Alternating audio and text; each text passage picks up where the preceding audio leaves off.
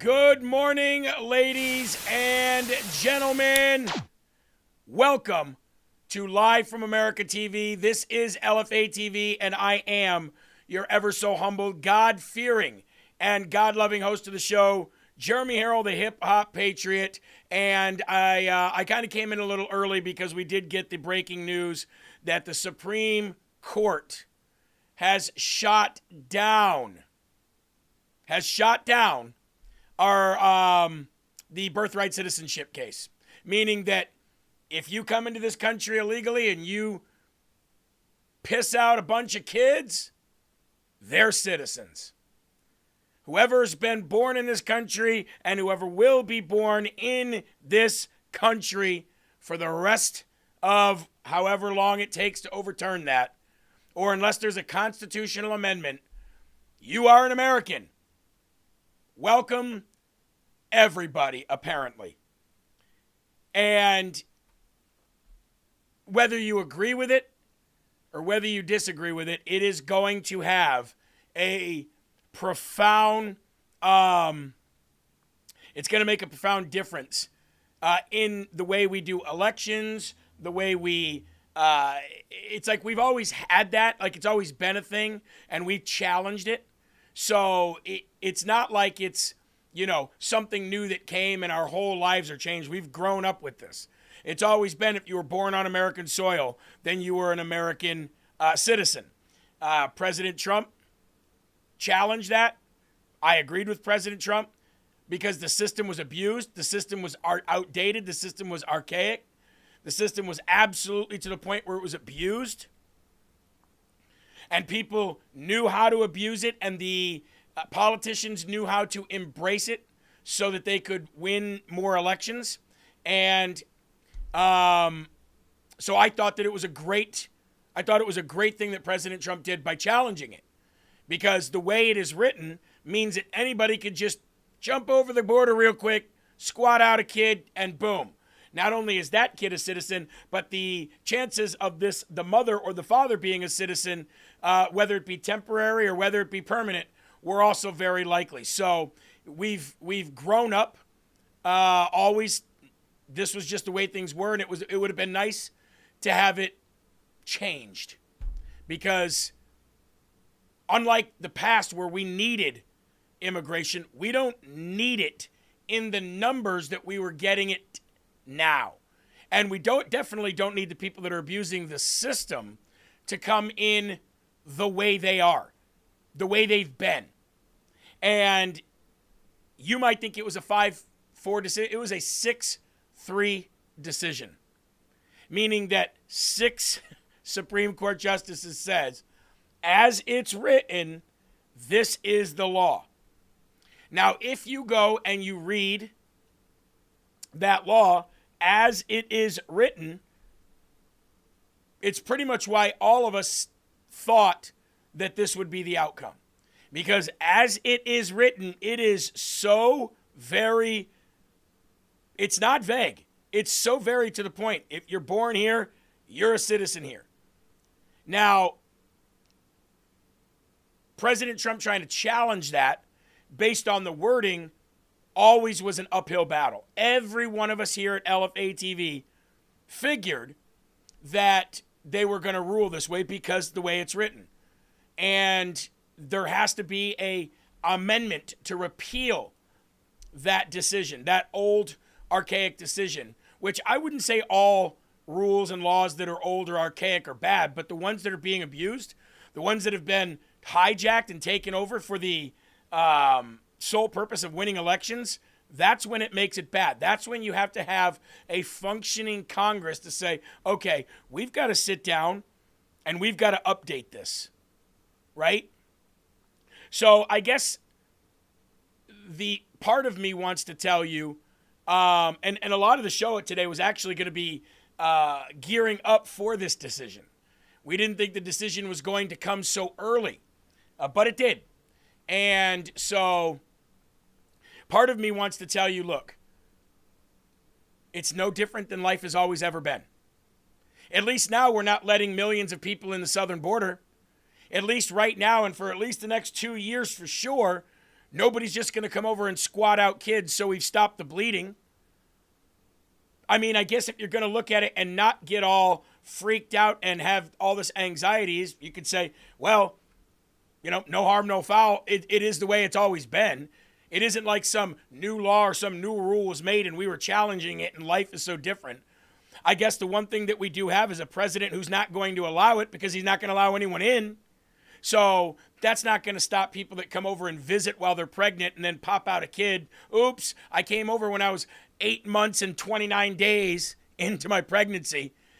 So that's going to be a difficult thing to stop. But, at least the southern border is completely closed for the next 2.5 years. So you do have that. And it is not like it's changing anything that we've ever been used to, and it's not like any of us ever thought that the ruling was going to go the other way. We hoped it would, we prayed it would, but we knew the way it was written, it was going to be tough. It was an uphill battle. So here we are today. And out of all the Supreme Court rulings that have been handed down over the few days, and we'll go over some of them here today. We'll go over all of them here today. Outside of every one of them that came, only one, I think, maybe two, came down that went our way. And that is the male and female sports and the, power to the presidency to fire executives. But here we are, folks. Here we are. And we have to look at it just like this. In boxing and MMA, they tell you don't leave it in the hands of the judges. I think we leave too much to the power of the Supreme Court of the United States of America. I think most of us just sit here and go, what's the Supreme Court going to say? As if they are end-all, be-all rulers. They're not. They're an equal branch of the government, of which we have judicial, we have legislative, and we have executive. They are just an equal branch. They're not the overlords. So we need Congress to start functioning. We need Congress to start having people there that actually function based on common friggin' sense. And that way, you can do all that you need to do and change laws and get rid of outdated systems that have been hijacked. It's really, that's the way to do it. That's always been the way to do it. But we don't have a functioning Congress, which is why I've decided to run for District 1 in Iowa, which is why I think more people are getting up and running. It needs to happen at a legislative level, especially when you're trying to repeal something that is very clear in the writing. You're born here, you are here. That's it. And, I'm disappointed just as bad as you are. I really am. I'm just as disappointed as you are in that ruling. But I set myself up to have that kind of an outcome, and I think most of you did as well.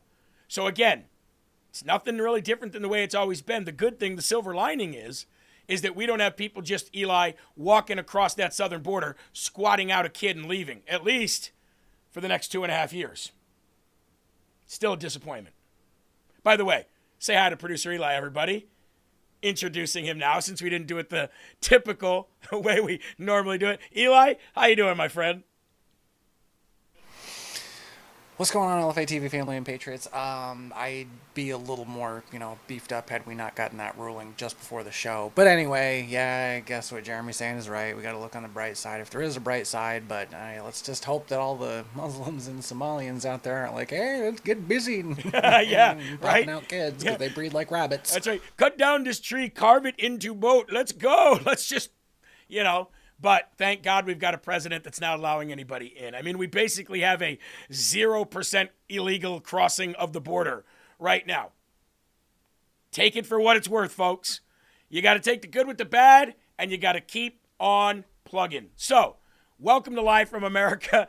Good to see all of you. Thank you so very much. JM Jam says, don't allow pregnant women to enter the U.S. I mean, hey, if you're in your third trimester, sorry, you're going to have to wait, right? President Trump should sign an executive order, Eli, because he is basically in charge of, he doesn't need no Supreme Court ruling to say, hey, for the good of the country and for the security of the country, I can ban people from coming in. You guys remember the Muslim ban? Remember when the ban from Muslim countries was upheld? because the president has the ability to do that to keep the country safe. I think part of keeping the country safe is, look, if you're in your third trimester, you don't get to visit the United States of America. Sorry, not sorry. You can come when the baby is in the first few months of his or her life, but you're not coming at all during a third trimester. Maybe President Trump goes that route, right? Good morning to T-Man, MAGA Mom, Denise, B-Hops, Decluse, Sass64, Patty, Wheezy, MAGA Mom, good morning. Bad Moon, Willie Rumble, Suzanne Vermontes, how you doing, sweetie? Big Mama Campbell, Kit Kat Mar, Death in Decay says no pregnant women at all, no matter what trimester you're in. You know what? You might not be wrong there. Amanda Collins, Arm Spear, Cat Lover, Piglet, Fun Mom, It's Me, Jedi Legend, Sean, Jennifer, Greenest, Kim, and let's give it to Deb McElroy. Cindy, how are you? Good to see you all. Thank you guys for coming in. No illegal aliens, period. Well, if they're coming to visit, like with a visa, with a passport, you really can't. Unless you block everybody in the world from visiting the United States of America, which would destroy our economy. But yes, no illegal aliens, for sure, and which none are really coming in right now. Hope said the Supreme Court is being stupid. They very much are.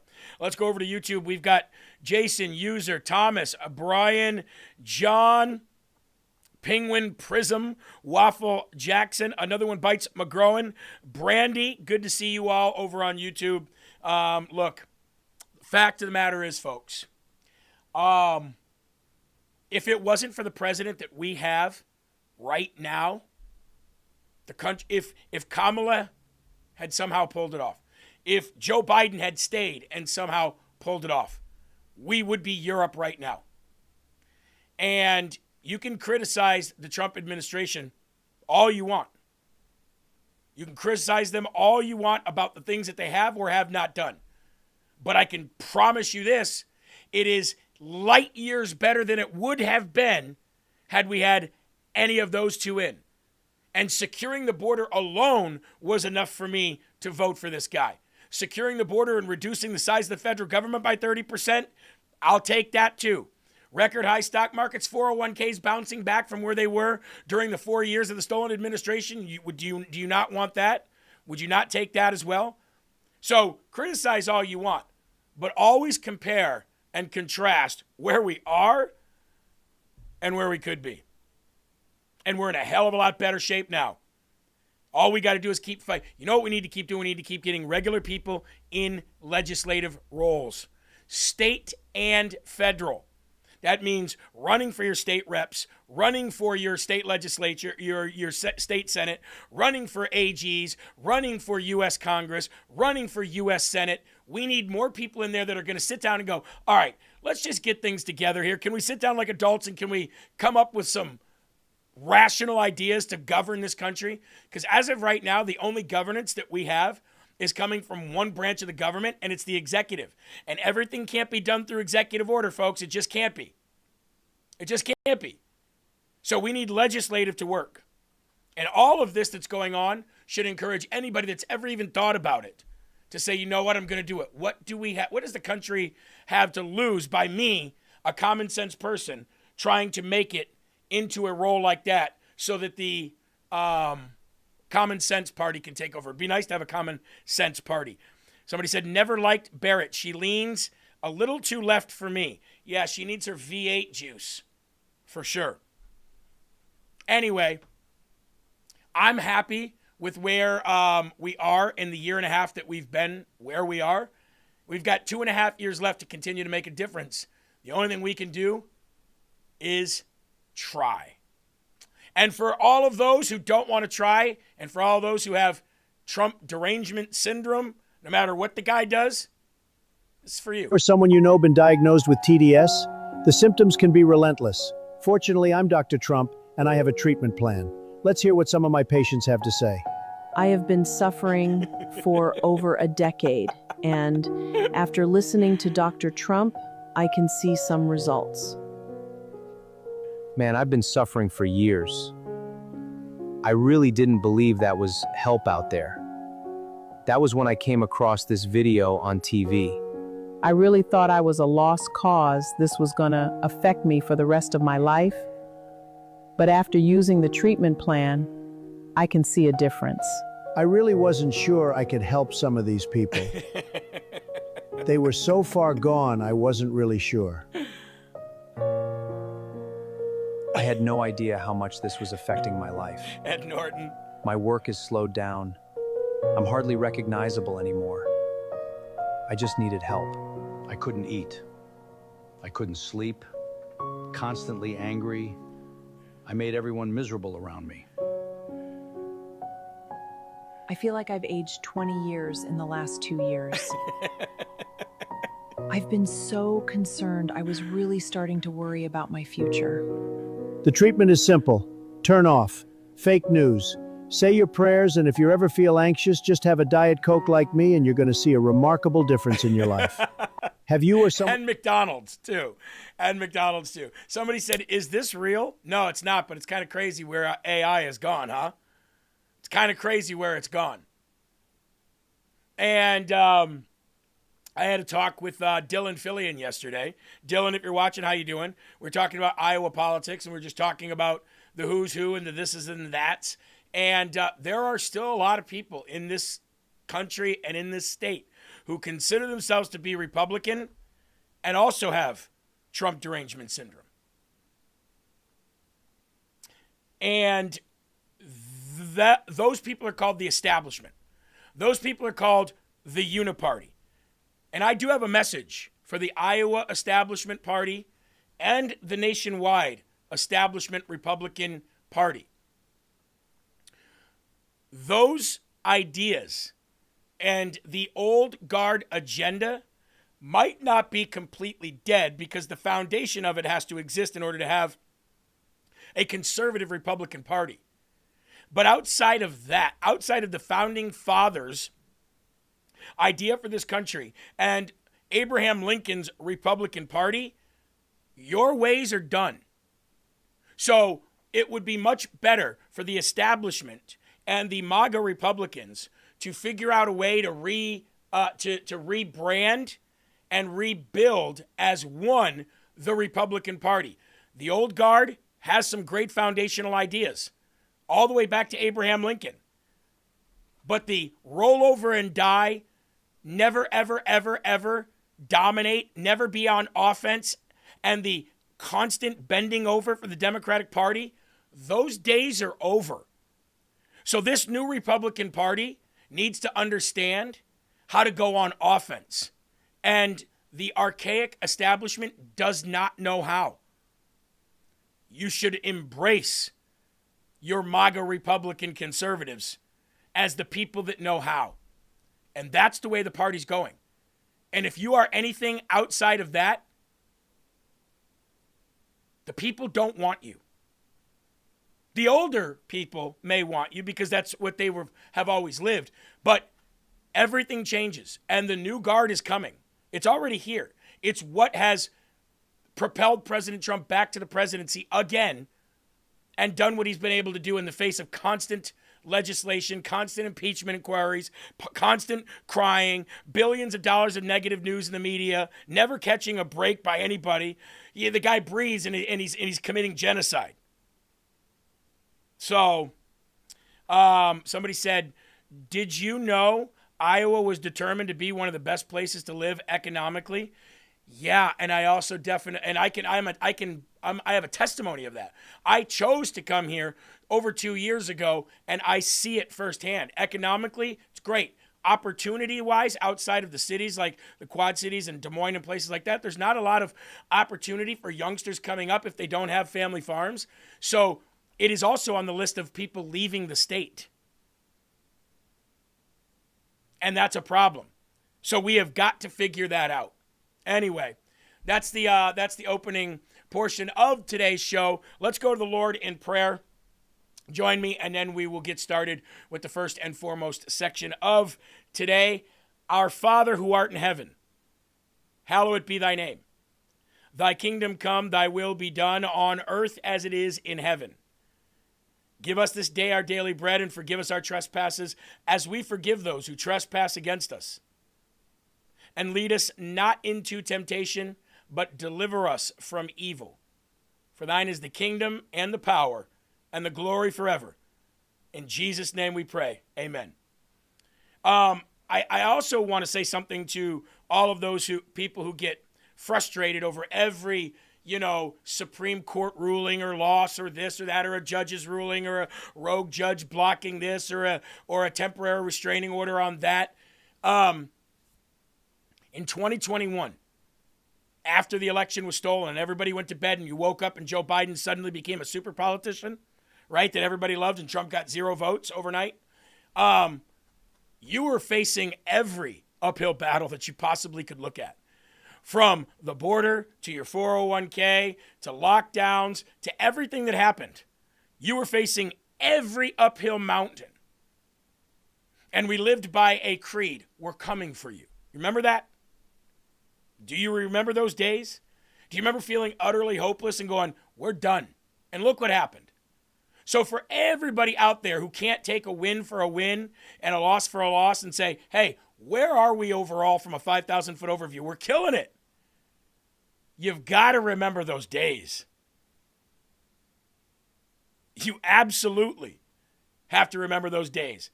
Slam, do you mean a stolen election that nobody's been prosecuted for? Yes, Slam, that one.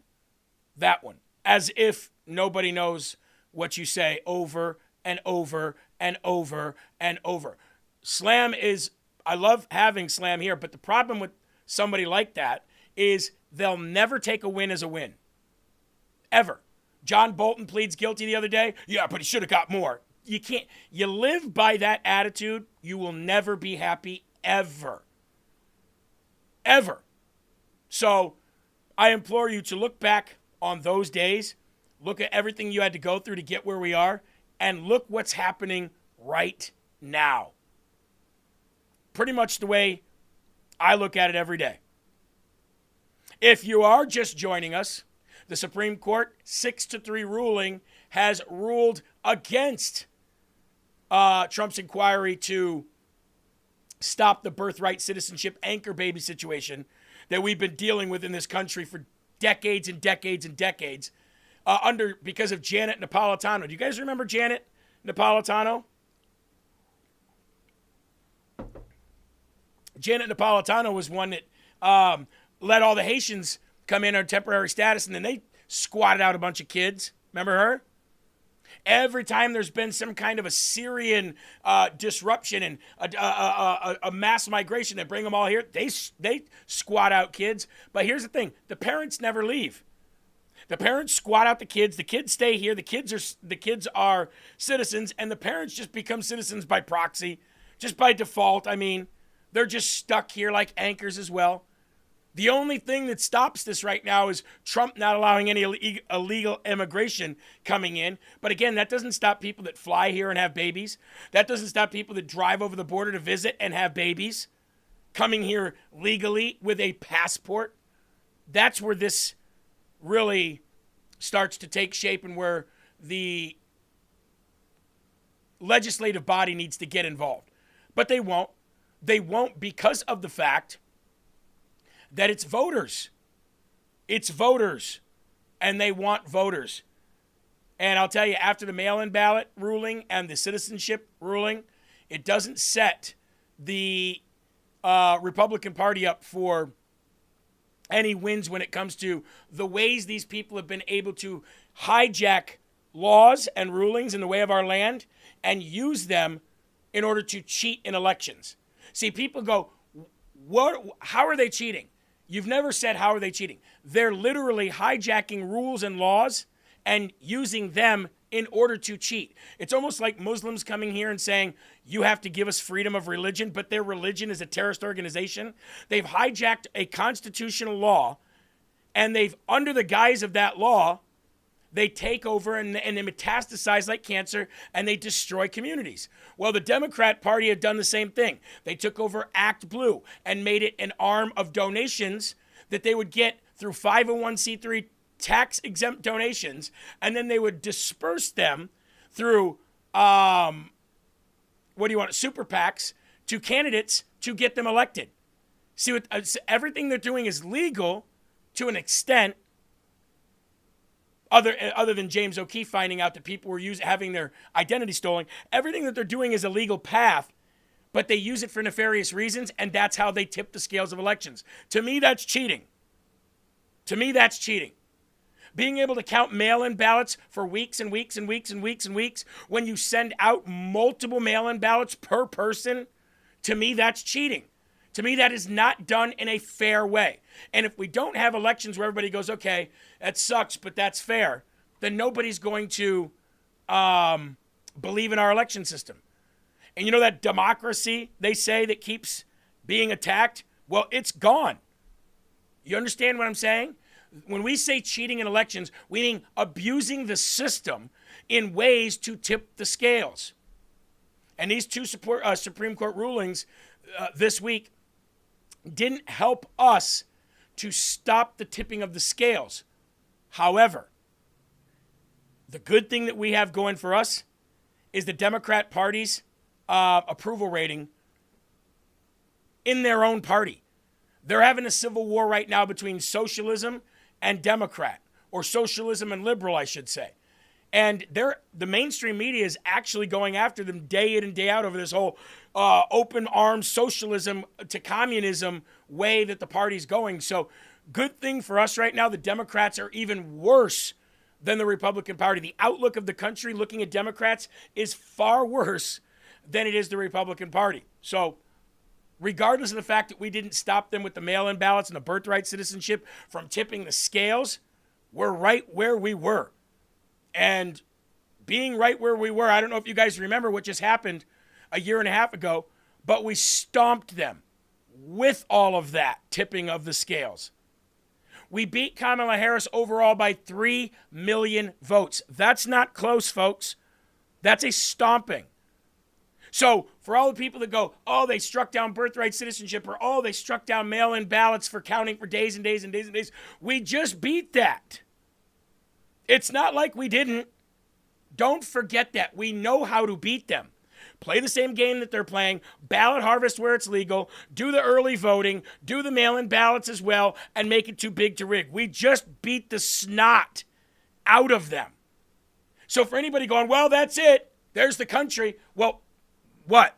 It's the same as it's been. Nothing's changed. I don't understand why people have a hard time looking at it like that. Here was President Trump yesterday when he said, look, we'll accept the decision. We'll accept the decision. We kind of have to, but there's more than one way around this.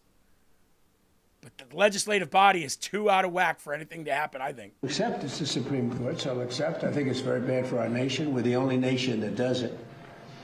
No other nation does that birthright citizenship. No, not even close. Some did it, they ended it. It's tremendously destructive. It's extremely costly. I don't know, it's up to them. But in terms of for the good of the country, it'd be great if they didn't allow it. It would be great. But I can't tell you, the Slaughter case was the big case today. That was really a big case because it gave strength to presidents and strength to the presidency, a very important case. It's been going on for almost 100 years, think of that. And this was the ruling that really topped everything by a lot today, yeah. I guess I have to accept it's the Supreme Court, so I'll accept.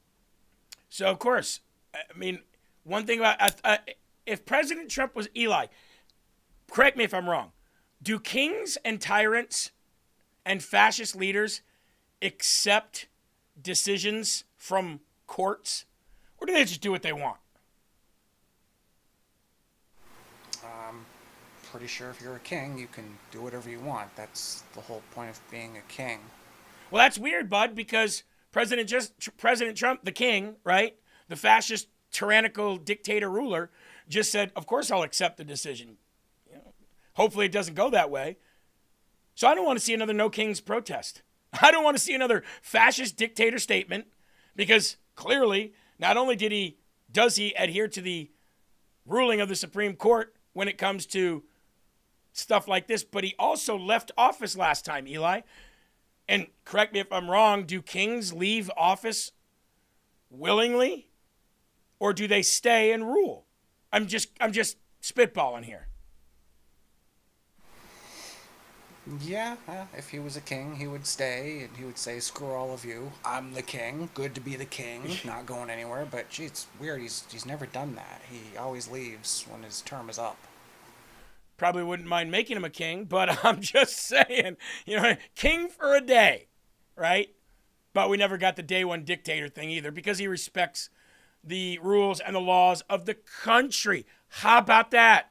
Isn't that a weird concept, TDS freaks? Now, here's what he said about, this was all yesterday. Again, I had this all ready to lead up to the decision. I didn't expect the decision to come as early as it did. So we're still going to play these out because I want you to see where President Trump's head was and what he was saying about this. Birthright citizenship is next. What are your thoughts? Birthright citizenship. What are your thoughts, and will you accept it if it rules against you? Well, I guess I have to accept. It's the Supreme Court, so I'll accept. I think it's very bad for our nation. We're the only nation that does it. Oh, that's no other nation does that. I'm going to let it play out because I think this goes longer. Close. Some did it. They ended it. It's tremendously destructive. It's extremely costly. I don't know. It's up to them. But in terms of for the good of the country, it'd be great if they didn't allow it. It would be great. But I can't tell you. The Slaughter case was the big case today. That was really a big case because it gave strength to presidents and strength to the presidency. A very important case. It's been going on for almost 100 years. Think of that. And this was the ruling that really topped everything by a lot today. Yeah. Mr. President, Zoran Mamdani said in an interview this week that he... Okay. So I thought that was a different clip. There's another clip where he talks about the fact that there's plenty of other ways. The Supreme Court's ruling on birthright citizenship isn't the end-all, be-all to stop future anchor babies from coming.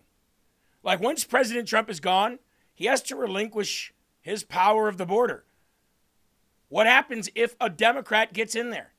This is why we needed it in stone. The law ruled over, and it was. So because it didn't get ruled the way we wanted it to, and it did kind of get ruled, I got to give it to the Supreme Court on this. They did rule based on the way it was written. And if they didn't, I would tell you. The Supreme Court's job is supposed to rule on the way it was written.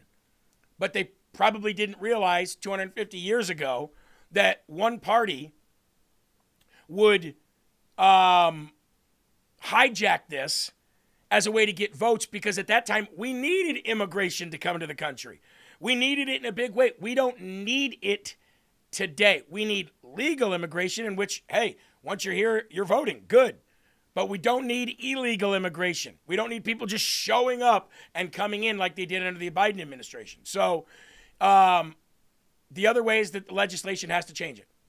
Supreme Court ruled the way we thought they were going to rule based on the wording. That's just the way it is. Like it or don't like it, that's the way it's written. It is. Doesn't say if this person is of this nationality or from this country. It says those born here on this soil are American citizens. And unfortunately, that's where legislation has to come in. And this legislation sucks. Now, Supreme Court Justice Clarence Thomas was seen on Capitol Hill yesterday, sparking massive media meltdown. Why are you here? Now imagine this. Imagine a Supreme Court justice walking the halls of Capitol Hill because maybe he's got a luncheon. Maybe he's got a friend. Maybe he's got a meeting that has nothing to do with anything judicial. Heaven forbid. But Supreme Court Justice Clarence Thomas was walking the halls of Congress and immediately, like cockroaches, why are you here? What are you doing here? It must be for a nefarious reason. Supreme Court Justice Clarence Thomas. Now, they hate Clarence Thomas the way white liberals hate Will Johnson. They call him some seriously nasty names. But conservative Supreme Court Justice Clarence Thomas brushed off reporters asking, why are you walking through the House side of the Capitol? Supreme Court yesterday issued blockbuster opinions in mail-in ballots and other cases. And we did win a big one with the male and female sports. So that was a good one. The reporters ambushed Clarence Thomas yesterday, Who are you meeting with? Why are you here? Clarence Thomas says, nobody. So what are you doing up here then? Just chilling, just walking, doing my thing. I do love me some Clarence Thomas, man. He's always a spitfire. He's always funny. Here's the reporter running up on him. I guess so. Justice Thomas, can we ask who you were meeting with today? What'd you say? Can we ask who you were meeting with this afternoon? What'd you say? Who were you meeting with this Oh, afternoon? nobody. You weren't meeting with the speaker, you were in his Oh, office. God, no. So what are you doing up here? Oh, just walking. No meetings in particular? I'm going to tell you about. Tomorrow's going to be a big day at the court, huh? Final day of decisions? Oh, I guess so. You want to give us a sneak peek of some of the decisions? Nope. Yeah, okay. You can't tell us why you're up here today, who you're meeting with? He says, none that Who I'm were going to tell meeting you with, about. sir? Were you up here for any particular reason? No info on who you may have been meeting with? Anyone in House GOP leadership? That's who has offices in there. Any matters you were up here discussing? Chill. Damn, he already answered you. Any leech. comment on today's decisions and the end of the Supreme Court term? You have good questions. And any comment on the end of the term? You have good questions. You want to answer any of them? Any No. comment at all? Yes, sir. Thank you, sir. Thank you all.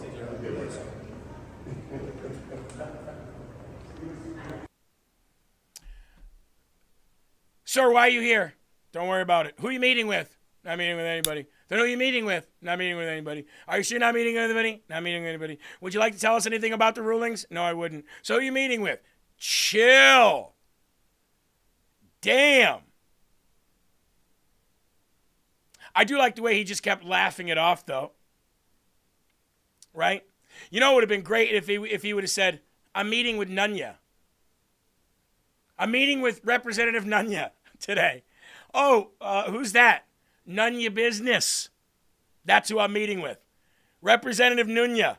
None your business. Don't worry about it. You know? These people are insufferable. I understand what you're trying to get at. I get it. But if you can't, what kind of person asks the same question over and over and over and over again? Same way, just saying it the same way over. So who are you meeting with? Who are you meeting with? Who are you meeting with? Who are you meeting with? Seeks to Now, I do want to go to this clip. Thank you, producer Eli, for just sending me this clip. This is Supreme Court Justice Clarence Thomas blasting the progressivism threat to America. Check it out. Progressivism seeks to replace the basic premises of the Declaration of Independence, and hence our form of government. It holds that our rights and our dignities come not from God, but from government. It requires of the people a subservience and weakness incompatible with a constitution premised on the transcendent origin of our rights. Progressivism seeks... I agree. I absolutely agree. And here's another thing. President Trump said something yesterday that really it didn't blow my mind, but I was like, oh, I'm so glad you said that. He said, socialism leads to communism and communists are godless. Communists don't believe in God. They are godless individuals who think that men have all the power and that your rights come from them in government. You know what I hope? I hope 2 Supreme Court justices decide to retire under President Trump so that when it's all said and done, he has 5. I hope that if Alito really wants to retire and Clarence Thomas really is getting close to retirement, do it now. I hope they do it. And I hope President Trump picks young, vibrant, hardcore conservatives. For decades to come, they're going to have to cry like in the streets of the people who couldn't believe that Trump got voted in. No! No! Because we all know they're going to pack it anyway. Good thing that their party is absolutely worthless right now with no political capital. And that's why you see Hakeem Jeffries daily coming out crying about some. Do you know what I never see Hakeem Jeffries do? And I know Eli loves to impersonate Hakeem Jeffries. Do you know what I never see him do, Eli? I never see Hakeem Jeffries come out in the slow, drawn-out molasses way that he talks. I've never seen him come out and say, here's what I think the party should do. Here's what I would like to see. As the leader of the Democratic Party, here is what I would like to see the party do. Here's how I think we can fix this. Great. President Trump broke it. Cool. You sound like a broken record saying it every single day. Do you know what I don't hear Hakeem Jeffries say, Eli? Here's how you fix it and give a detailed plan. Here's how you fix Medicare and give a detailed plan. Here's how you fix Social Security and give a detailed plan. It's always MAGA Republicans, MAGA extremists. They're bad, bad, bad, bad. They're bad. They're destroying the country and we want to help. Okay? How? Well, Jeremy, you see, you have to understand that once we get rid of these MAGA extremists and Donald Trump, who is a bad man, then we can start focusing on these things that you were just mentioning earlier. But until we get this MAGA extremism, this misogyny, this bigotry under control, then we can't concentrate on those things that you keep trying to bring up that make logical sense. Donald Trump is a bad man. When I hear him speak, I want to hang myself. A slow, swinging death. Not being able to breathe, just slowly choking out until I no longer have to hear him speak. You know who's going to be the leader of that party, Eli? Mark my words. You ready for this? Alexandria Ocasio-Cortez. She will be the next leader of that party. Guaranteed. You want to know why? You ready for this? She's the most popular Democrat in D.C. She raises the most money. She's got the most viral videos. And she's probably, if she doesn't become the leader of the party after Jeffries and Schumer are out, because they're on their way out, if she doesn't become the leader of the party, she'll run for Schumer's Senate seat. But I think she's going to be the next leader of the party because I think they want her as Speaker of the House. She is the most popular Democrat they have. But this guy, watch. Just watch. Try not to kill yourself while you're watching. Far-right extreme Justice Clarence Thomas was on Capitol Hill today, and we're trying to figure out why. He refused to answer the question about what he was doing in the United States Congress. Now, it may be the case that he was on Capitol Hill for legitimate reasons, but the American people deserve to know, particularly from this guy who's done nothing throughout his entire time on the bench but undermine voting rights, civil rights, racial justice, economic justice, and social justice. And so we need to know, we deserve to know, Clarence, were you on Capitol Hill meeting with extreme MAGA Republicans plotting further damage to the American people? Is everybody still alive? Check your pulse. Eli, Eli, are you dead? Ladies and gentlemen, I think Eli's dead. Hold up, let's see. Let's check in on him. Clear! Clear! Hey, what's up? Sorry. Yes. Politics, job. Back to you. Bruh. And here's the thing. The party's turning on Chuck Schumer and Hakeem Jeffries. Why? Because socialism has taken over the party, and the party wants to be socialist. I told you, if it wasn't for Trump, we would be Europe right now. You better be thanking your lucky stars every day instead of complaining about what he's not doing. Anybody who's out there still, yeah, Trump did, Trump did, Trump that. Yeah, imagine where we would be. Because the country wants to be Europe, or the Democrat Party wants to turn this country into Europe. Don't take my word for it. They tell you that.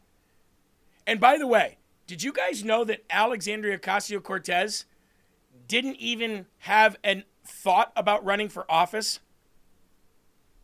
The Democrat Party put out a casting call like a production company would do. They put out a casting call to find exactly the person that they needed to build their new party around. Why do you think Alexandria Ocasio-Cortez went from bartending and serving to being in the running to be up for the Speaker of the House and the leader of the Democrat Party? How did you think that just came to be? You want to know how? Her brother answered the casting call for her. It was a casting call sent out. Basically, she is an actor fulfilling a role. 10,000 people responded to that casting. One person came out with all the qualities that the Democrat Party wanted, and it was Alexandria Ocasio-Cortez. Do you know who was in charge of that program? Are you ready for this, ladies and gentlemen? You wonder why you've seen them together so much. Before I was Senator Bernie Sanders from Vermont. Before those days, before I ever walked the halls of Congress, I was the mayor of a small city named Burlington, Vermont. That's right, I was the mayor of Burlington, Vermont before I was a senator. And now I am a multimillionaire who thinks that millionaires and billionaires, besides me, should pay their fair share. Now, let's put all this together. Captain Socialist over here was the one in charge of the program that sent out a casting call with the Democrat Party to find Democrat socialists that would fit the mold. Young, beautiful, smart, handsome, at the same time. When I say smart, I mean able to, not smart as an academic smart as in able to capture people's attention on a campaign. Smart enough to do that. And they came out with Alexandria Ocasio-Cortez, and her brother signed her up for the casting call. And when her brother told her, she was like, oh, okay. Oh. And here she is today. Now, when I say smart, again, I'm not saying academically smart, but she's smart enough to put herself in a position to be where she is today, isn't she? Smart enough to do that. And that's exactly where she is. She's on her way to being the leader of the party and the leader of the socialist movement. Alexandria Ocasio-Cortez is not really the Congresswoman of New York's 14th Congressional District. She is essentially an actress. She's merely playing the part of a New York Congresswoman. I know this sounds crazy, but bear with me. In 2017, a group called the Justice Democrats held auditions for potential congressional candidates that they would run on their platform for various congressional seats throughout the country. Alexandria Ocasio-Cortez's brother, Gabriel, submitted her for the role. Now, I've auditioned for many acting roles in my day. I've also cast many of my own projects. I know how this works. If you find somebody with star power, even if they don't 100% fit the part, you go with it. Obviously, AOC has star power. Just look at her. She's a superstar, the most famous person in Congress, maybe ever. Their casting was perfect. I don't know about that. Now, I didn't have to go digging for evidence for this because they freely admit it. They brag about it. Back in 2016, we put out a call for nominations. We got over 10,000 nominations. Out of those 10,000 nominations, we found Alexandria. My brother told me that he had sent my nomination in the summer, but I was like literally working out of a restaurant then. Literally. There's no way. A casting call. They had a casting call. They cast Alexandria Ocasio-Cortez in the role of Congresswoman. What you're hearing here is absolutely true. AOC is a political actor, and it is confirmed by multiple sources. What happened was, in 2017, Justice Democrats, formed by Bernie Sanders, put out a public casting call for nominations for a congressional candidate. They had over 10,000 nominations. Her brother is the one who submitted her name into the application. She wasn't even interested. She's only in there because her brother submitted the application for her. The Justice Democrats then vetted the nominees, and she was a strong fit because she aligned with all the garbage that Democrats push. And if you look at this, Democrats groomed her. They provided her with training, resources, and support for her campaign. So she had no interest. She's just somebody who went to a political casting call. She got chosen out of 10,000 candidates, and here we go. She got elected. Alexandria Ocasio-Cortez. How about that, folks? Did you know that? She's fulfilling an acting role, Eli. She was plucked, painted, groomed, and here she is today, and she will be the leader of that party. It's been set in stone. Yeah, I kind of knew that from the very beginning. You were never going to get me to believe that, level-headed, common sense, logical people were like, she'd be a former bartender who acts like a friggin' idiot would be great as a congresswoman. Yeah. Oh, no. and by the way, no disrespect to former bartenders out there. You're looking at two of them right here. When Eli says that, he means she's literally sitting there trying to make a rum and coke. Can you give me a screwdriver, please? Phillips or Flathead? Right? And it's like those movies, Eli, the Lifetime movies, where the simple farmer woman is swept off her feet by a royal family because her uncle died and he had royalty. And all of a sudden she finds herself in the castle. That is what we're dealing with here.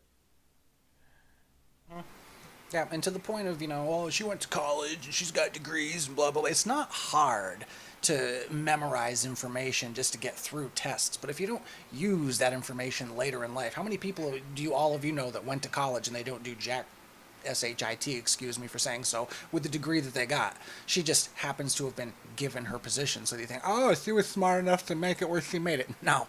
And by the way, Eli, word of advice, if you're going to not say shit, just say sugar honey iced tea. Don't say S-H-I-T. That'd be like me going, what in the actual F-U-C-K?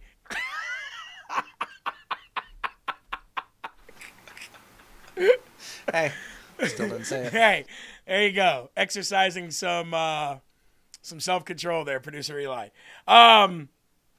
So that is where we are, folks. That's where we are. Alexandria Ocasio-Cortez will be the face of the Democrat Party. So why are we spending so much time to talk about this? Because we have to know where the party is going, who's going to be in control of the party, and what we're going to be facing. I will be coming into Congress, if I win in 2028, I'll be coming into Congress with her as the leader of the party, or the future Speaker of the House, maybe. That ought to be fun. You know what I mean? They'll try to kick me out every week. They'll try to kick me out every single week. Now, I want to get to this before we take our first break here, and this is from the Federalist. Federalist is a great news organization as well. Here are the key takeaways from SCOTUS's Monday decisions, okay? And the Federalist, like I said, they have great reporters at the Federalist. Some I agree with, some I don't. But they're pretty fair over there. So let's get into some of the key takeaways from these cases that we found out about yesterday, and then we'll go into today. The beginning was Trump versus Slaughter. Huge win, huge Trump victory. Basically, it addressed the constitutionality of the for-cause removal statute for members of Federal Trade Commission, the FTC. Former FTC Commissioner Rebecca Slaughter had sued President Trump after he removed her from the Federal Trade Commission, even though her 5-year appointment was not due to expire until 2029. Slaughter argued that Trump lacked the authority to remove her from the FTC because Congress provided that commissioners could be only removed for inefficiency or neglect of duty or malfeasance in office. And Trump instead removed her because he believed her continued service on the FTC was inconsistent with his administration's priorities. The Supreme Court in Slaughter held that the congressionally created for cause protection from removal is contrary to the separation of powers enshrined in said Constitution. Specifically, the majority held that the text, history, and structure of the Constitution established that by vesting the executive power in a president of the United States, the Constitution grants the president the power to remove his subordinates at will. You understand?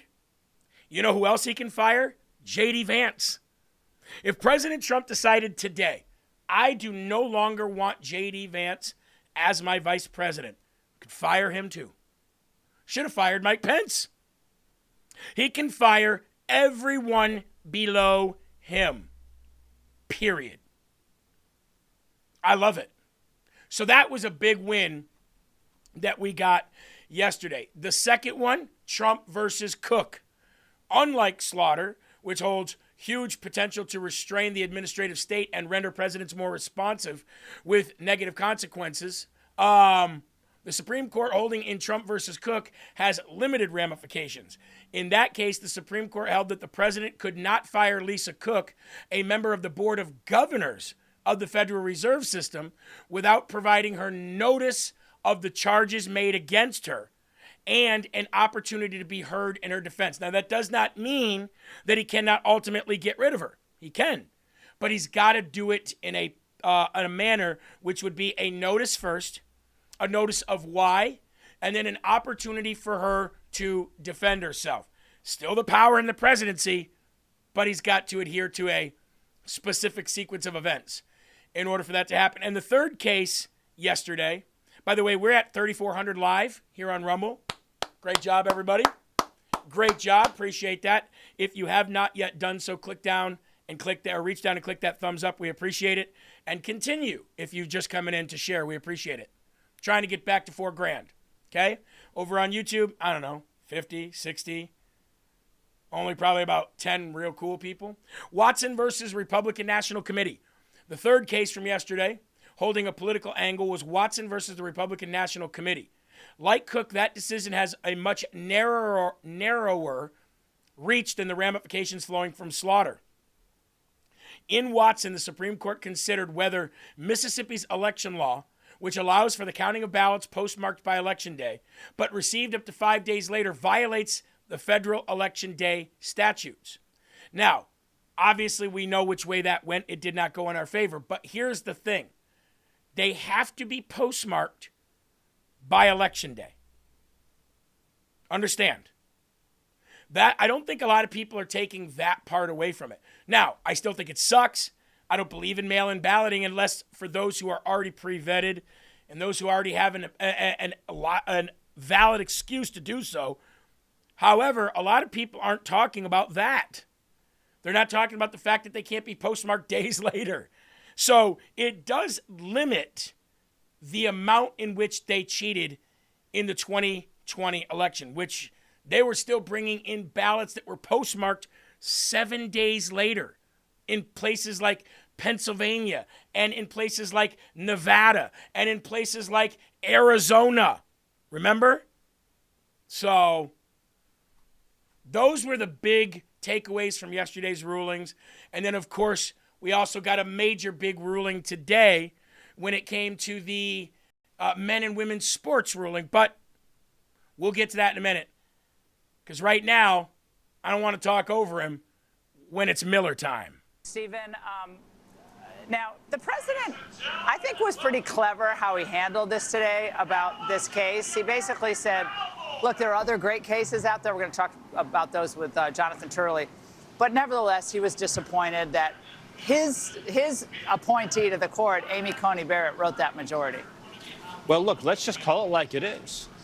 Justice Roberts and Justice Barrett decided to cave to the radical left. Alito was so clear in his wording about what Election Day means. Nobody could read the statute, could read that opinion, could read what Alito wrote and come to any other conclusion. It's Election Day, not Election Week, not Election Month, not Election Months. So this was really a travesty, and it underscores, Laura, why we have to keep fighting to pass the Save America Act. 80 million Americans elected a Republican Senate majority, and they elected a Republican Congress to deliver on this fundamental priority. It must get done, Laura. Well, what is this going to mean for the midterms in your... It must get done, says Stephen Miller. Absolutely. Now, a security expert encourages states to utilize the SCOTUS's ruling on the ballot counting. So, this is actually from Just the News, and says following the United States Supreme Court vote on Monday to uphold a Mississippi law allowing grace periods for mail-in ballots, a security expert is encouraging states to individually regulate ballot counting. Executive Director at the Center for Renewing America, a D.C.-based conservative think tank, and Marine Corps veteran Wade Miller told Just the News that the court actually sent a bright signal to the states with the 5-4 ruling. The vote means that election officials in 18 states and territories can count mail-in ballots postmarked by Election Day, but received up to 5 days after. Said, quote, the court said that if the states want to change these laws, they certainly can, Miller said. He thinks the ability to manipulate ballots can be whittled down if the time window where that kind of fraud can happen is limited. So that basically coincides with what I was just saying. When I read the ruling, I thought, okay, this doesn't get rid of it completely, but it dwindles and whittles down even more of the fraud that they were doing. So there's that, and there's also probably going to be some lawsuits asking the courts to rule on the validity of people being able to handwrite, like they do in California. So it does dwindle it down a little bit. It does whittle it down. And look, anything in the right direction is something that the Republican Party never did before. Meaning this: the Republican Party never ever took small wins when they could get them. The Republican Party was always the party that said, we want all of this or we'll just cave. The Democrat Party would just take little by little by little by little until you looked back and you're like, look everything I've achieved. The Democrat Party is awesome at doing that. The Republican Party's always sucked at doing that. Now we're starting to see that happen. And when I said that the old establishment needs to, renew some of its ways of doing things with the way MAGA wants to do, that's the offense I'm talking about. The old establishment guard, the old archaic Republican Party needs to understand it can't be an all or nothing thing. You got to take your wins little by little and then build off those. And hopefully the Republican Party is getting smart enough to understand that that's the way it's got to be done. It can't be done any other way. Because with Congress being so still and stuck today, you can't pass anything of substance. And when you do, you've got about 1 million pages in the bill. You know what I mean? All right. When we come back right after this commercial on Rise Up Coffee, we're going to be talking about the Supreme Court ruling that actually went in our favor with boys competing against girls. And we will be right back.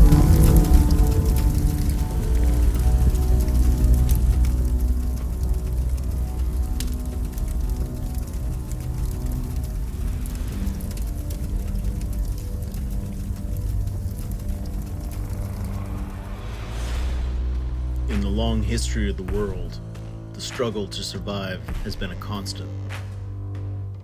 The human spirit has been frequently tested.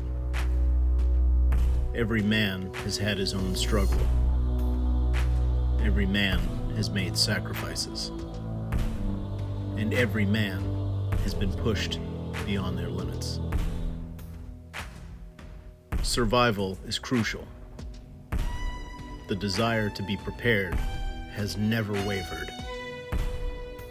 Generations that came before us realized the importance of gaining every advantage. How you face adversity could change your life. Success depends on it. History is defined by it. Our spirit is fueled by it. Our strength comes in many forms. The strength to fight, the strength to overcome, the strength to believe, the strength to win, the strength to rise. Rise Up Coffee. Rise up to meet your challenge. Boom! Rise Up Coffee. Somebody said it reminds them, Eli, of The Patriot. The movie The Patriot. Well, that's exactly what Eli and myself and Tom were going for. We wanted to recreate our vision of the movie The Patriot with Mel Gibson. That's why on the bag you see that, revolutionary soldier carrying the flag like that. Eli, looks like we got our message across. Mm-hmm. Damn Skippy, baby. That was the whole inspiration for the entire coffee. I thought to myself, oh, freaking Mel Gibson running across that field with a flag. Boom. There you go. Absolutely. Awesome. Now, you guys also know that we do Patriot Pals here. If you guys don't know what Patriot Pals is, I'm sorry that you are that far behind the times. But, Eli, I still get people saying to me, wait, you moved to Iowa? Sorry, I haven't been watching the show for a while. Patriot Pals on Facebook is our Saturday morning cartoon that takes kids through great historical events here in America in a godly and family-friendly way where it incorporates faith and freedom and culture and all of that. So make sure you're following the Patriot Pals Facebook page. But, Eli, Patriot Pals has become starting to grab some attention, and it grabbed the attention of PragerU. And PragerU, sometimes I partner with PragerU to talk about, some free courses that they're doing. Well, PragerU also reached out to me and said, hey, we're doing a kids show too. And I said, really? And they said, yeah, it's called America's Favorite Music Show. Now, this is so awesome. You guys remember the way Sesame Street used to be and Storybook and all of these great cartoons that celebrated by song the great culture of America and the history of this country. And then you had things like VeggieTales that brought, biblical aspects into it with songs and puppets and things dressing up, back before Bird, what was his name? Big Bird was woke and Elmo and Oscar the Grouch and all, before they were all woke. That is what PragerU has put together with America's Favorite Music Show. Now, today's the last day that you can sign up for this for free. It's no cost to you whatsoever. And the partnership for everybody that signs up, again, there's no cost. There's no reoccurring cost. There's none of that stuff. Everybody that signs up, LFA TV gets 40 cents. So if 10 people sign up, we get $4. But I want you to check this out here just to give you an idea. For anybody in your family who might be young, grandkids, it's this great, cool show that kind of shows you the great things about this country in a way that a toddler can understand and sing along. And you can sign up absolutely free. No strings attached. And I am going to put the link for you right now in the live chat. So give me a second here. Surprises? Like this link, if you want to click this link and you want to sign up for your kids, grandkids, anybody you homeschool or anything like that, I'm going to put it in the description or in the live chat right now, both on YouTube and on Rumble. There you go. There you go. So if you click that link that I just put in the live chat, then it'll take you there, and today's your last day to get it, and you'll have it absolutely free. So check it out. It's awesome. The more of this, the better. The more of our future generation teaching them the great things about this country, the better. And by the way, Eli, don't get rid of that. Don't get rid of that link. Another great organization to connect Patriot Pals to, Patriot Academy. I'll check them out. Definitely. Awesome. I'll put it in there one more time for you. There you go. Click the link now. Hold it for later. It's completely free. And big shout out to PragerU. Don't you get rid of that link, Eli. I see the way you're looking at it, eyeing it over there. You just watch your ASS with those links. Damn it, did it again. Exactly. All right, back to the news. You guys having a good time today?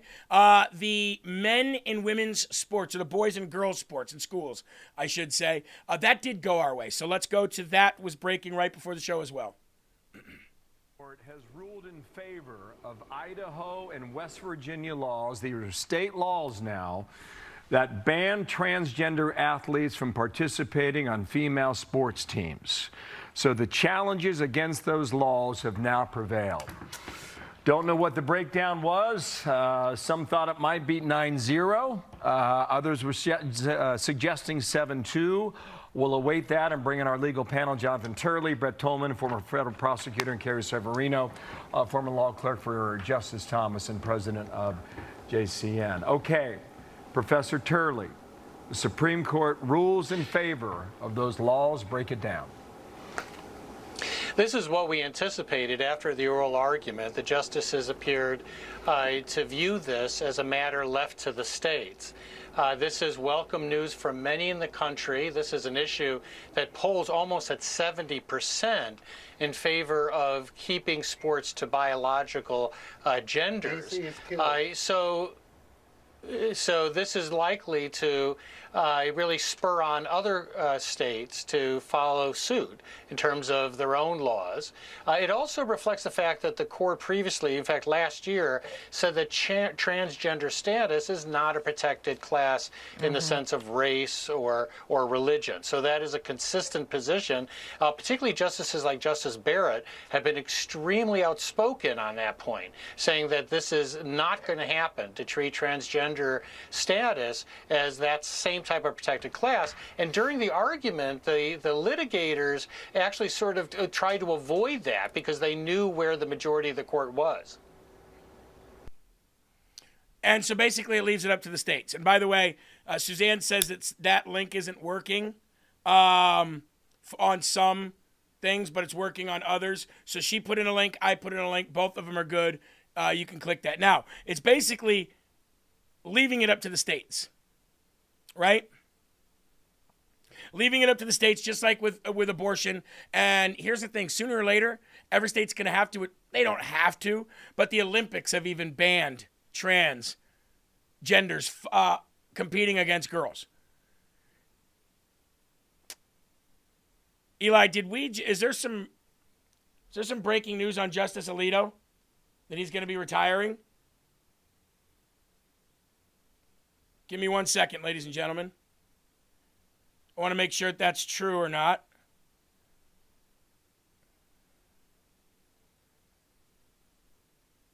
I don't see anything like that coming across any of my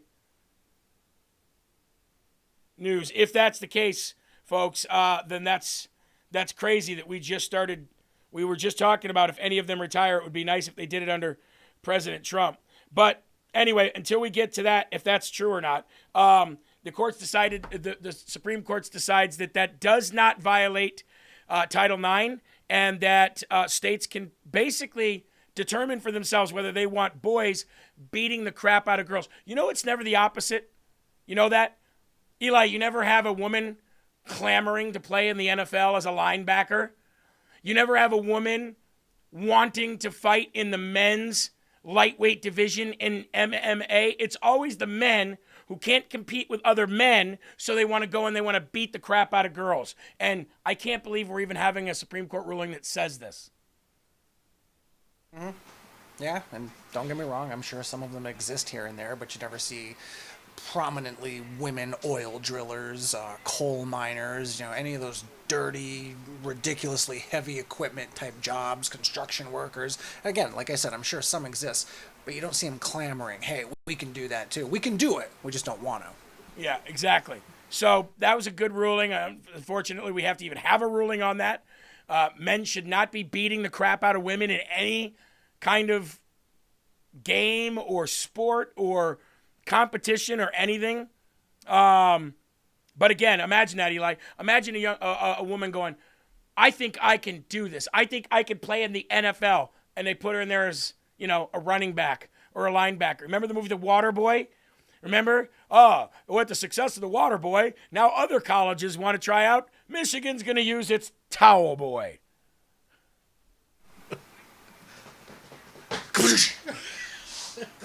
Leveled. Absolutely leveled. Jeremy Scotty said the source came from NPR. Oh, about the Justice Alito? Yeah, sounds like it. Sounds like something they would do. Yeah, everywhere I saw said it was a false report, and they've retracted it since. Eggstein says WNBA is about to lose half its roster. Well, the WNBA's got its own problems right now with what they've done to Caitlin Clark. I mean, imagine being so racist and so heterophobic that you beat the crap out of the only player that people come to spend money to watch. Eli, ready? Go. Name me 5 WNBA players. Well, there's and who can forget, not to mention. And back to you in the studio. You in the audience, quick, within 5 seconds, name me 3 current WNBA players. And I'll guarantee you if you named 2 of them, they'd be on the same team. Name me 3. Most people cannot. Do you want to know why? Because nobody cares. I'm not saying that to be mean, but nobody cares. Do you know when they do care? When you have a star player like Caitlin Clark who packs arenas. Who packs arenas and they beat on her and they foul her constantly, acting like she's a football player, and the refs side with the other lesbians in the WNBA. Nobody cares. And guess what? If Caitlin leaves the WNBA and goes and plays overseas, I would support her doing that. Because these people are treating her like she's trash and she's the only person that makes money. Now she could go, I bet Caitlin Clark could go and play against maybe a college men's team. But if Caitlin Clark went to the NBA, she wouldn't make a basket, ever. Period. Women belong playing in women's sports. Men belong playing in men's sports when you're talking about physical competition. Now, bowling? Sure. Sure.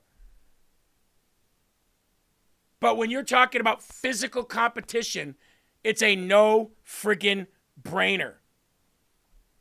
And what they're doing to Caitlin is absolutely horrible. It's absolutely horrible.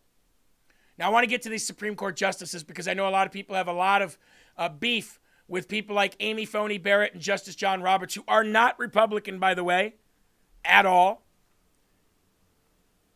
But these Supreme Court justices make a lot of money.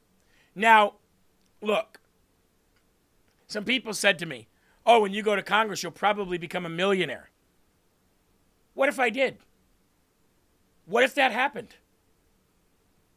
Well, then there better be a receipt or a money trail that says how you got it. If you go to Congress and you write a book and it sells a bunch of money, that's good money. If you go to Congress and all these news stations want you to come on and they pay you to come on, that's good money. That's capitalism. But if you go to Congress and you make millions and millions and millions of dollars and nobody can trace where that money came from, and you go from having $100,000 of net worth to $20 million and nobody knows where that came from, that's a problem. Supreme Court justices are all millionaires. They're all millionaires. And you should be able to track where they get their money, right? Financial disclosure reports released yesterday show that 4 Supreme Court justices earned over $2 million in book payments in 2025. Okay? Here's the other problem with that, though. If you sell a book, you should be able to see that individual people have bought that book. But here, it's so skewed how they work this. Jay-Z, Eli, you know who Jay-Z is, scumbag, right? Crack dealer, loser, but billionaire. Jay-Z is guaranteed a diamond album every time he puts an album out. Why? Because he sold his rights to his music forever to, I believe it was Sony. Maybe it was Sony or Universal Music Group, one of the two. And so what happens is every time Jay-Z puts out an album, the either Sony or Universal Music Group, they buy the amount of albums or downloads to make you a diamond artist, meaning you've sold an X amount of units. They buy them up. They guarantee you to sell that many, and you get the money for it. And then they work on distributing it and trying to get licensing off it or book deal or you know, massive amounts of you know, people coming in and getting it as a buy one get one free deal or whatever it is. They worry about it. Well, the same thing happens here. These book deals. A lot of these people that put out these book deals, they're making tons of money through super PACs who are guaranteeing to buy up all the books for them. So instead of donating the money, which you have a cap on how much you can donate, they have super PACs come in, or they have people, lobbyists come in, and they spend a ton of money on buying your books. Doesn't necessarily mean that you are a New York Times bestseller. There's so many ways that these people get rich. Ketanji Brown Jackson reported a $1.18 million advance from Penguin Random House for her memoir, Lovely One, which was published in 2024. She also received a $2,500 painting from Chicago artist Paul Branton and Kristen Williams. Justice Sonia Sotomayor reported $88,000 in royalties from the same book publishing company, Penguin, for 2 children's books she published. She also received concert tickets worth $4,333 from a record company, Remus Entertainment, which is rapper Bad Bunny's record label. Well, isn't that something? Justice Amy Coney Barrett reported an $849,000 in book royalty from the Javelin Group. Barrett, along with Justice Brett Kavanaugh, reported earnings of $33,000 in teaching income from University of Notre Dame Law School, where both are professors. Chief Justice John Roberts, Chief Justice Clarence Thomas, and Neil Gorsuch also reported thousands in teaching income. I'm okay with teaching income. I really am. If you've got a tenure somewhere and you are teaching somewhere all the time, I'm okay with that. You know what I don't like? Is when they go in and they do one speaking engagement like the Clintons and get $1 million. You think that money is coming from ticket sales? You think that's money's coming from the university itself that has them come and speak? No. All these dirty people are involved. So it is true, when you go to Congress, you become a millionaire. Eli, if I win my congressional seat in Iowa, I think the salary is $174,000 a year. So if I'm only there 2 years, if I win, and I'm only there 2 years, what's 174,000 times 2? What's that? 2, 3, 40, $348,000.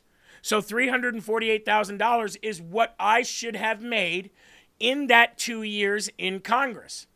If I'm there for 4 years, it would be $796,000, if I'm doing my math correct, right? 4 years would get me close to, it would get me $750,000 in income, but you're spending that income and you get it, mortgage, things like that. So you're not really getting $750,000 like handed to you. It's income. And what these people do when they get out is they go and they write books and they sell books, or they go and they promote it on, like, you know, Fox or CNN, or they become contributors to one of these people and they're on a salary. I'm okay with all that. What I'm not okay with is millions and millions of dollars that make you a millionaire while you're in office. That I hate to see. That will never be the case with me. Ever, ever, ever. Somebody says, Paul Harrell's birthday today? Well, happy birthday, Paul. No relation to me, by the way. Now, you guys know Dave Portnoy, right? Dave Portnoy, the sports guy. I can't really stand David Portnoy that much, but he does have a big following. He's the guy that runs Barstool Sports. He says he might run as mayor against Muslim Mayor Mamdani. Now, I believe David Portnoy's Jewish. I believe he's a Jew. And he says that he might run as mayor against Mamdani because of what Mamdani's done.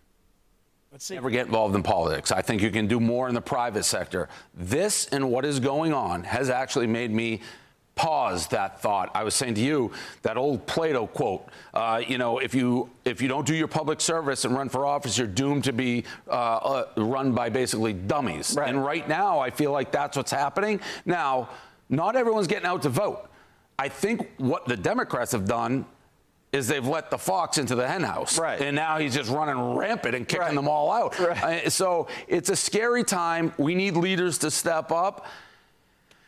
Depending on what day you catch on me in Nantucket, when I roll out of bed, I have a nice ocean view, and it's like, why do I want to ruin my life and get involved in this mess? Because I know what comes with it.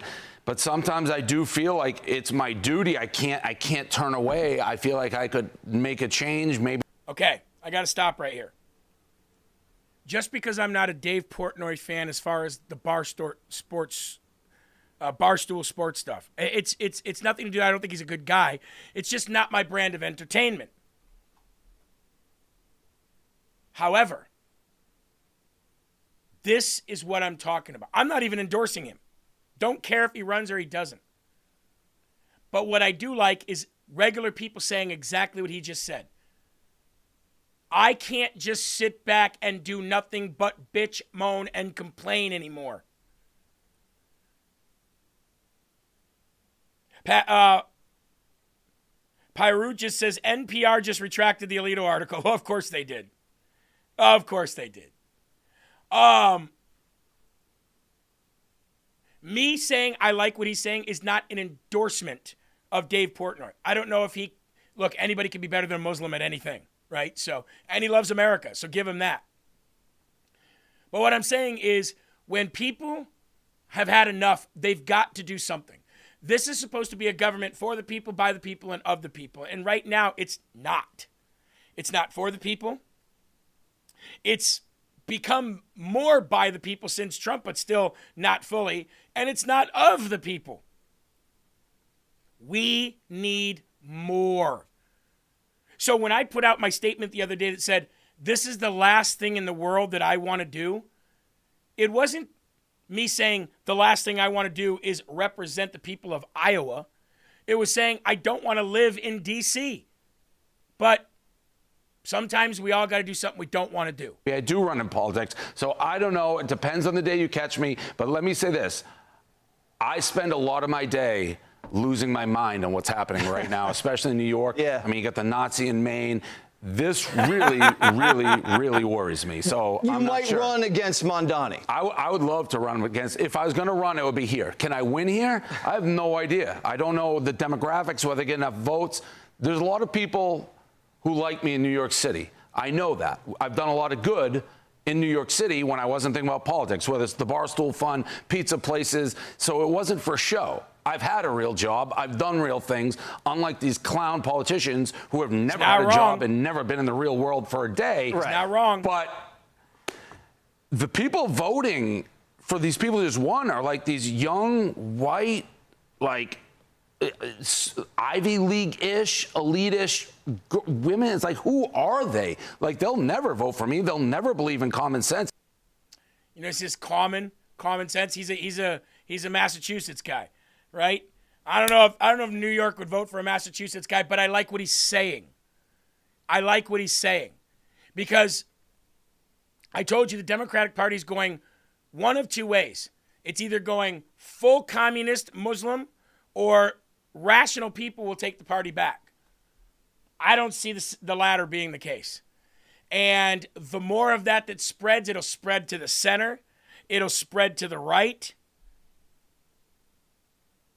Jeremy Portnoy was a staunch liberal, but he's now changed and supports Trump. He voted for Trump. Yeah, he did. But he also complains about Trump too with the war and stuff. Oh, I shouldn't have voted for him and blah, blah, blah. But look, he's just an American. He changes his mind. He goes through stuff every day. It is what it is. NL Goldie said Michael Rappaport is going to run for New York mayor too. Well, I'm going to tell you, Dave Portnoy would have a better chance of winning than Michael Rappaport. Michael Rappaport's an idiot, and he can't control his mouth for anything. But I'll tell you what, the Democrats are turning on Schumer, they're turning on Jeffries, and they're becoming the party of the Mamdanis and the AOCs really fast. Leadership in the White House, the House, and the Senate.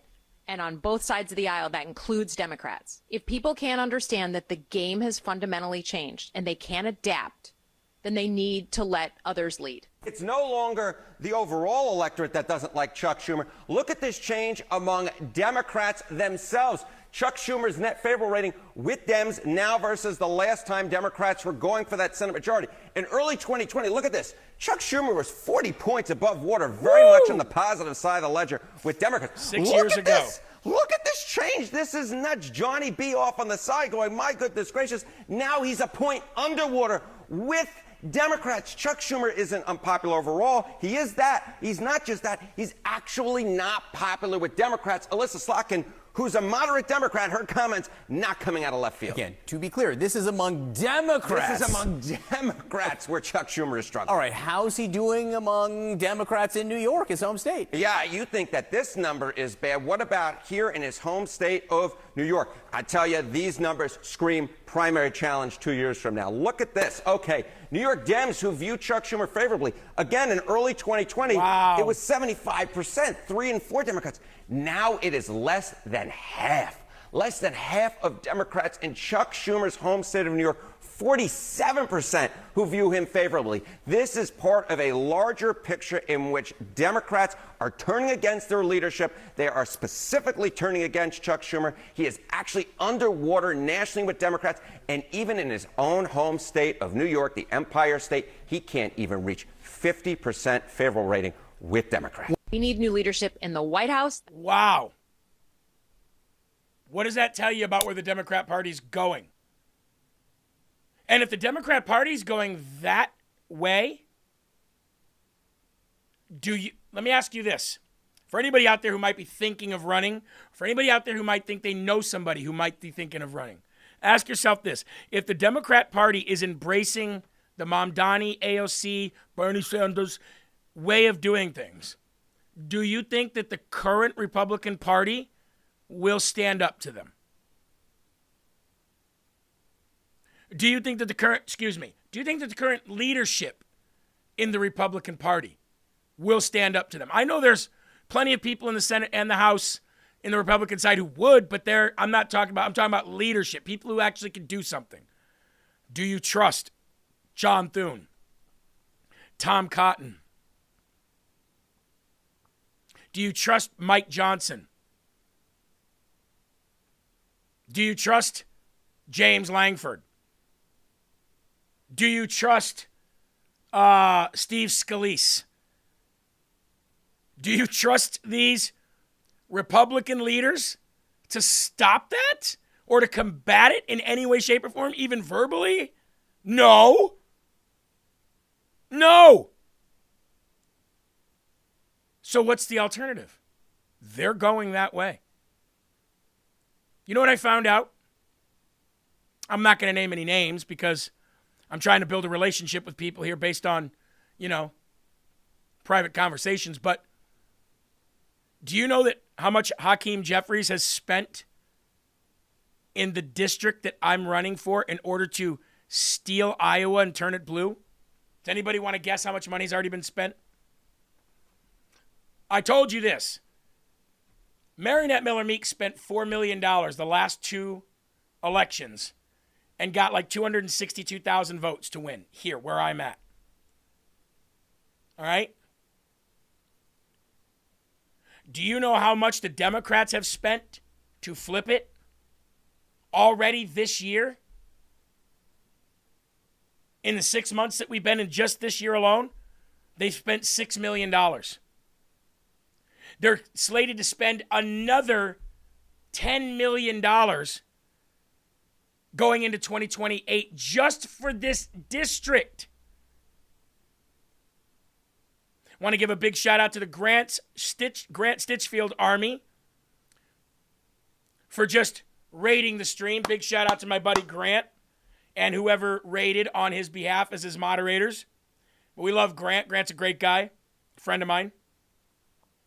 So if they're spending that much money on one district in Iowa, what does that tell you? It tells you that We need people just like you, people just like me, to start getting into these seats. You don't have to be qualified. Jesus didn't call the qualified, he qualified the called. All you have to be is called. Leave the qualification up to Jesus. You understand? And again, to anybody coming over from Grant Stitchfield, Shelley Rose, and everybody, love you, love Grant, God bless you. It was Shelley who invaded? That's right. Shelley Rose, always an LFA TVer.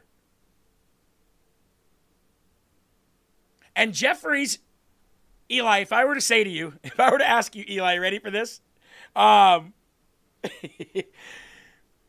Who do you think Hakeem Jeffries blames for his own party going socialist and turning on him?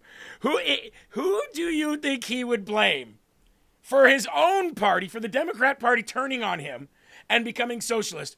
Who in the world could Hakeem Jeffries blame for that? If I were to ask you. Well, Jeremy, you have to understand that when it comes to blame, it can be a very delicate subject, but there would only be one person that you could blame, because he is the only person to blame for anything that's happened in history, in the present, and in the future, and that would be Donald J. Trump, who is a bad man. And this is why this guy's going to lose control of his party right here. He has no solutions. He has nothing out of his mouth except for Donald Trump. And anytime Trump talks about him, which is like once every couple weeks, because he's the leader of the Democrat Party, he'll go, why am I in your head living rent-free, Trump? Excuse me? You've built an entire civilization in your head for Trump. You set expectations for tomorrow's races in Colorado, particularly CD1 with Diana DeGette. Do you believe she's capable of winning? And what does it say that her race is very close in terms of, this challenge against incumbents by Democratic Socialists? It's a close race, and we'll see what happens. Ultimately, it'll be in the hands of the people of Denver. But the reality is we have an unsettled electoral environment, which is going to be the case when Donald Trump is president. You set expectations. There it is. There it is. You just can't answer the damn question, can you? Now, I've been waiting for this video. I've been waiting to show you this video. Are you ready for this? I have never seen the mainstream media go after Democrats like this, which is going to tell you the same thing it told me, that you've already seen the side that the mainstream media has picked in this Democrat civil war. They're picking the socialist. They're picking the socialist side. And they're doing it in a way that is so easy to see, because they did the same thing to President Trump. They're literally bombarding Hakeem Jeffries with questions as, why are you losing your party, bro? Why are you concerned? Why this? Why that? Why this? You don't see them railing on Graham Plattner too much anymore, do you? You don't see them following Alexandria Ocasio-Cortez, grilling her. I've never even seen them grill Hakeem Jeffries until now over his party going full socialist. It's a little bit of a lengthy video, but I think you'll like it. Watch. What do you make of the Supreme Court ruling today in regards to the mail-in ballots, and what comes next for the SAVE Act after today's ruling? Well, because of the mail-in ballot ruling, which was a little bit... Not that one. Not that one. Hold on one second here. That's President Trump. Here we go. This is the right one. Sorry about that, folks. Hakeem Jeffries. This is the right one. Should she apologize or clarify some of these very inflammatory tweets that she sent? That's the question you're going to have to ask her. But as leader, I mean, isn't that a problem? I've spoken to this issue. I've expressed my position as it relates to many of the things that she has said in the past over Twitter. My statement speaks for itself in the past. Maybe, Mr. Jeffries, but do you think that all these socialists who are coming in here, is that good for your party right now? The party is going to continue to focus on winning seats currently held by Republicans and flipping them blue. Yeah, but they're going to come in and they're going to demand the moon, and you're not going to be able to deliver the moon. You see what's happening here, right? he's deflecting so much away from the socialism stuff, and the media's not letting off on it. They're like, yeah, well, cool story about beating Republicans, but we're talking about your party and socialism. They're not letting up on him on this. And you'll see how much more he tries to flip it to Trump and Republicans, and the mainstream media won't allow it to happen, which means only one thing. They've chosen a side. Well, let's cross that bridge when we get to it, because I think before we can even get to governing, we have to win. And the most important thing for this country, for the people that I represent in a working class community and district back at home, they understand that what we have to do is defeat MAGA Republicans so we can end this national nightmare. I'm sure you've heard the your next chance. How do you suture that? Caucus had a very strong statement on Friday in support of you in response to an interview that Senator Slotkin did, where she was asked about whether there should be new leadership within the Democratic Party. Some seem to interpret her comments that she was suggesting maybe you and Leader Schumer should step aside. Do you have any reaction to her comments? No.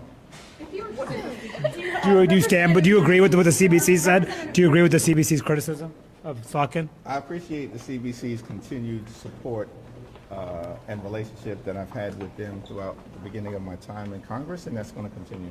Representative Massey said that he has a notice of intent.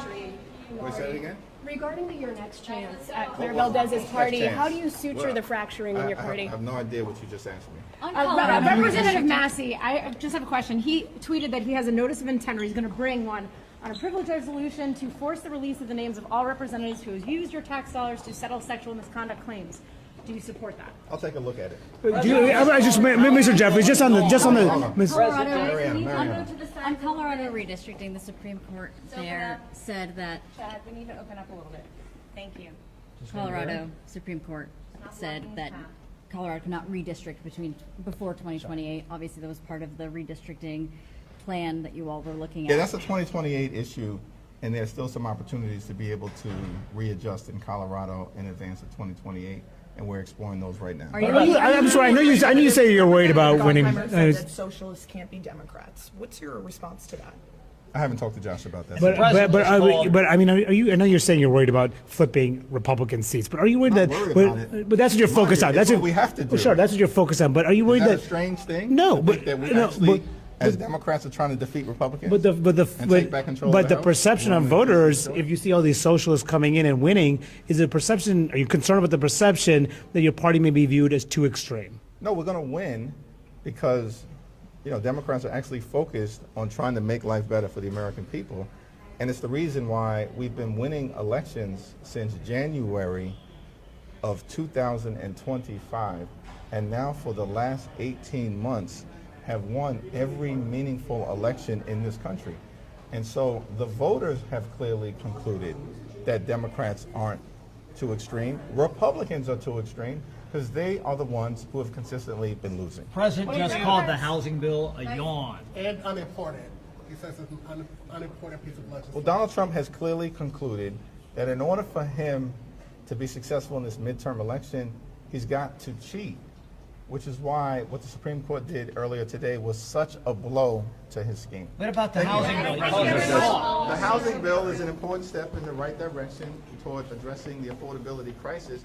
The reason why Republicans have failed to actually do anything meaningful to make life more affordable for the American people is because the president, their leader, the person that they blindly follow, doesn't have any interest in actually lowering costs for everyday Americans. Thank you. You know the part when he said, Democrats are going to win because we're actually focused on cleaning things up and fixing things? Cool. Like what and like how? If you ask him that question, he'd say, well, Donald Trump has ruined. Okay, cool. Donald Trump has ruined the world. Now, how is Team Obama going to fix it? In your extensive collegiate knowledge and your extensive political tenure, tell us, line by line, what you're going to do to fix it. And I'll tell you what he'd say. Well, we're going to, if he did answer it, he'd say, well, it's done by investing into our communities. Yeah, no shit, Sherlock. What are we, 5? You going to take that detailed plan proposal to a bank and get a loan? Explain it to me like I'm giving you a loan. Give me a detailed proposal. Break it down in bullet points. I've not seen one town hall from Democrats where they've done that. I've seen many Republicans. It's called being an adult. Give me the lowdown. Give me the skinny. What are the details? Well, first of all, we have to win against these MAGA. Okay, shut up. You're done. You had your chance. Shut your low IQ mouth. You don't know what you're talking about. Which is why he's going to lose control of his party, Eli. Yeah, absolutely. And not only that, dude, it's not only we need to win, we need to defeat. Which kind of suggests the division. The friggin' division in this country. What do you mean defeat the Republicans? You can beat them, you can win against them, I guess, but when you say defeat, that stands out to me so much because I think America's so divided right now. It's more divided than it's ever been, and it's scumbags like this. And you're right.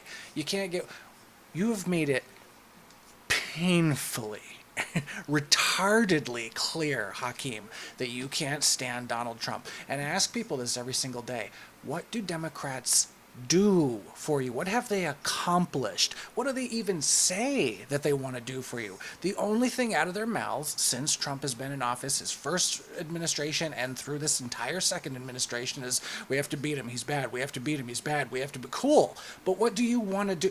I'll tell you what they do say they want to do is a bunch of shit, excuse my French, for illegals, Haitians, Somalians, Muslims. Oh my God, they can't do enough for those people, but they never say what they're going to do for the American people. And American people still, Democrats. Well, here's two things to that. Number one, Republicans do that too.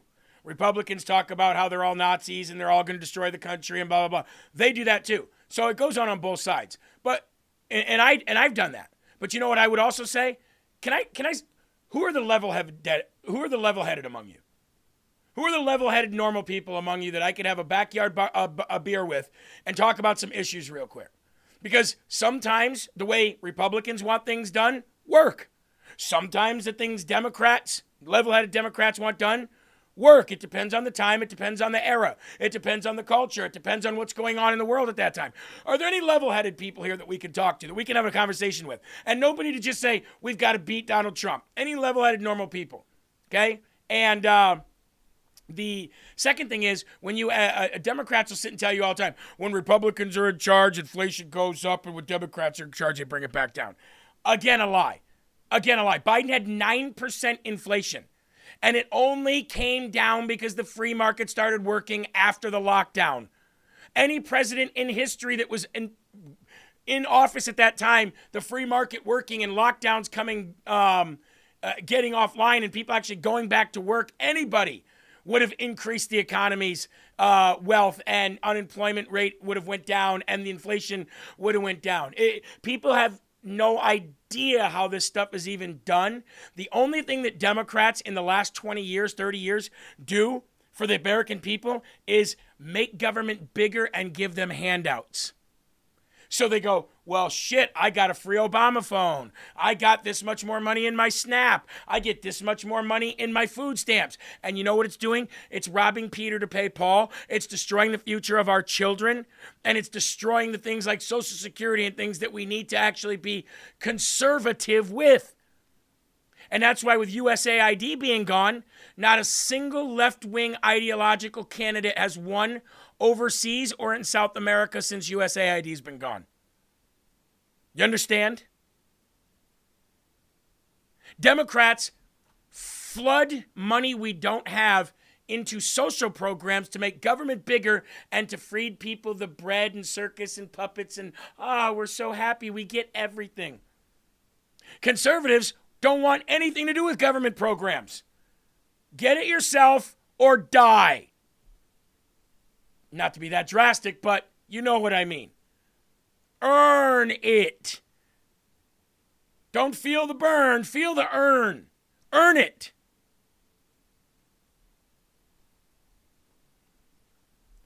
Tim Kaine, why is your party becoming socialist?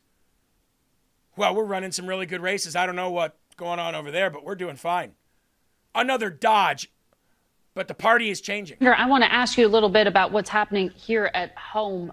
There were 3 far-left candidates handpicked by New York City Mayor Mamdani who won last week over more centrist candidates. Some are looking at that and saying the reach of the left wing of your party seems to be expanding.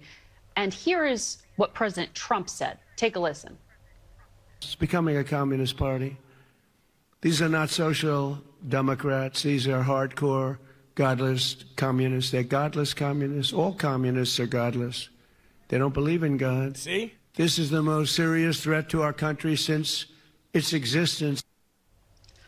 What do you make of that attack here? And do you have concerns that the progressive platform of some members of the party will make it more difficult to win in other parts of the country headed into November?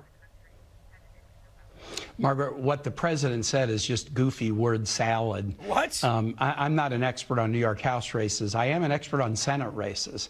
And we have got Senate candidates all over this country working to flip red seats blue by focusing on the president's mismanagement of the American economy. Families are suffering cost increases because of chaotic tariffs, illegal war, and focus on goofy things like ballrooms, arches, and the reflecting pool.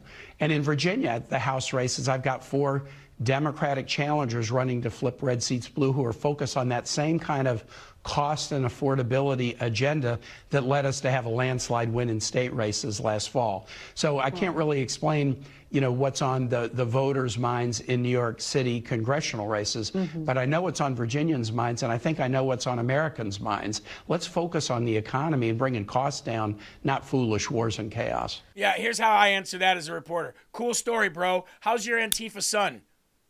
See how that makes no sense for me to ask that question? Because that question had nothing to do with anything that we were talking about. I just asked you about your socialist people winning in your party and how you feel about it. Do you understand what I'm saying at all? Do I need to get one of those people?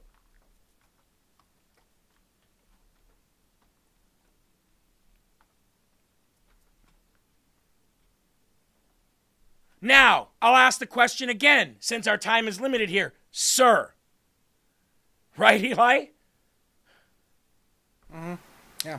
Oh, and by the way, the focus on the ballroom, the arch, the reflecting pool, and whatever else you psychotic Democrats and liberals dwell on, you're the ones who can't stop talking about those things. Trump mentioned them once, maybe twice. He gives updates on them every once in a while, but he doesn't get in front of a camera every day and say, archway, archway, archway, reflecting pool, reflecting pool, reflecting pool. That's you, a-holes. Every single day. By the way, do you know that Obama spent about $35 million on the Lincoln Memorial restoration and the reflecting pool? And wouldn't you know it, Scott Jennings just shared this. There was a whole piece on the algae problem that kept coming back when Obama did it and spent a hell of a lot more money. Weird. Seems like we forget those days, though, huh? Van Jones. Can't stand the guy. But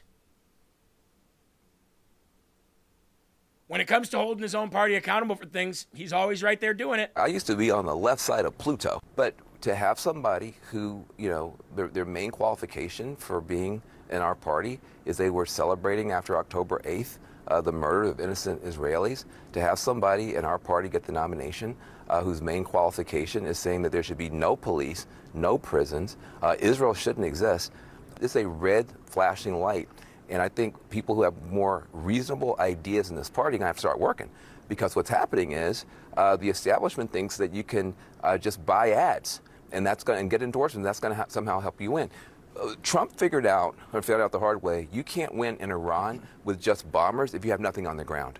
Moderates cannot win in these blue districts if they have nothing on the ground. If all they have are ads and endorsements, and they don't have the door-knocking army of the DSA, you're going to see more and more of these candidates. The Democratic Socialists of America, they've got ground troops, and passion matters, and a mobilized base matters, and moderates keep thinking that they can just say shame on you and sign another check, you're going to have to put people on these doors. Otherwise, you're going to have people like this and worse taking over this party.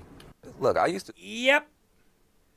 Do you know why the Democrat moderates have no more money? Because USAID is gone and Act Blue has a microscope on it and it can't do anything. That's why the Democrat Party has no ground game for the first time in 30 years. That's why they're going to lose the midterms. But the midterms aren't really what we should be concerned with this other party. It's beyond. It's what they're turning into, because the socialists, youth of America, are pouring money into this socialist party, and they're out on the ground working for free because they're crazy people. They see it as an opportunity to cause chaos, and they're anarchists. You see? President Trump said it is the biggest threat to our nation, what this party's turning into. That's why we're spending so much time on it. But we're going to be moving on from that now. We're going to be moving to Washington, D.C. and the what Donald Trump has said to the new incoming mayor, and how he's already threatened to take federalize D.C. and take it over if any kind of socialist or crap like that becomes part of D.C., especially after all the work that President Trump has put into making D.C. a better place.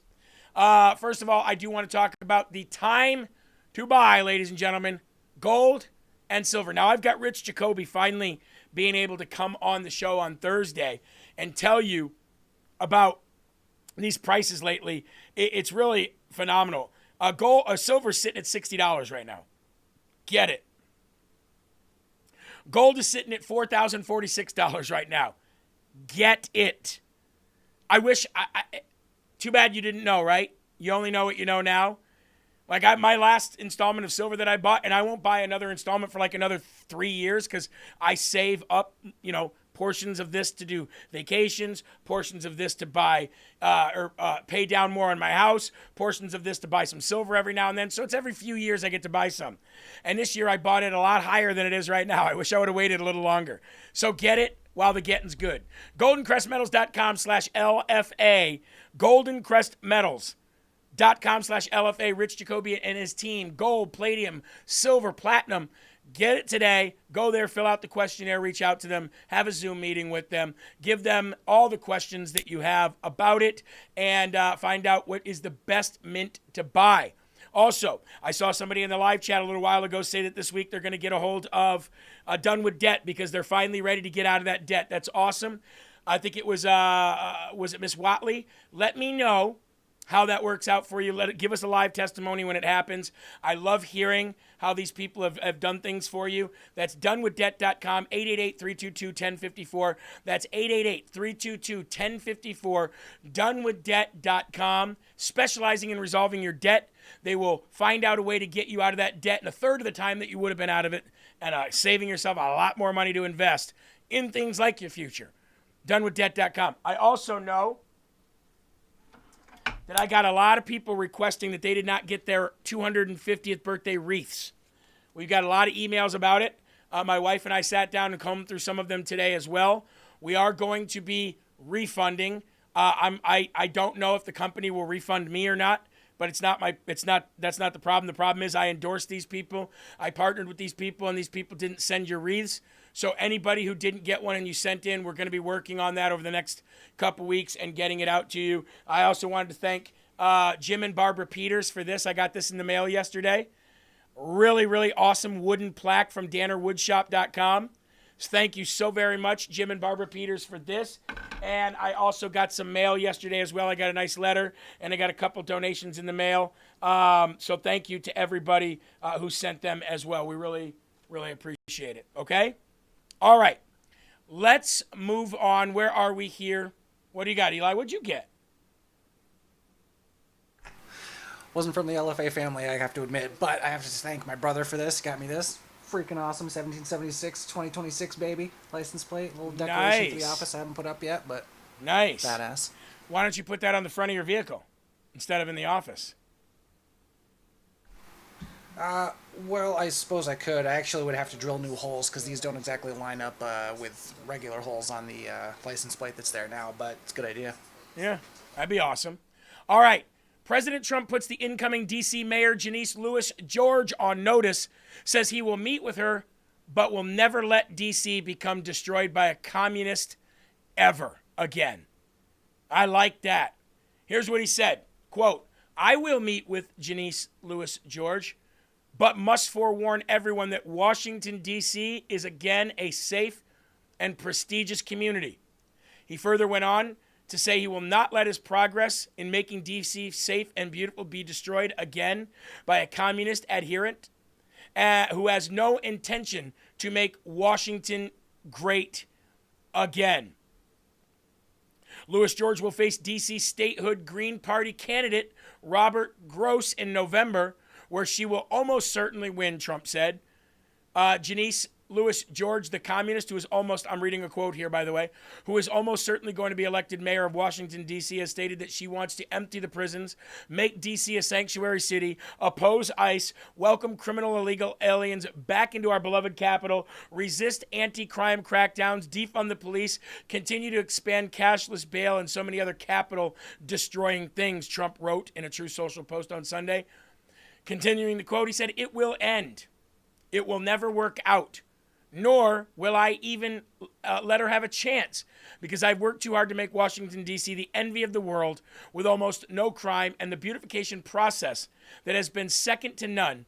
I will meet with Janice Lewis George, but must forewarn everyone that Washington, D.C. is again a safe and prestigious community, and this will not happen. He continued, many people, including myself, have worked long and hard to get there, and we will not let it be destroyed by a communist adherent who has no intention to make it great again.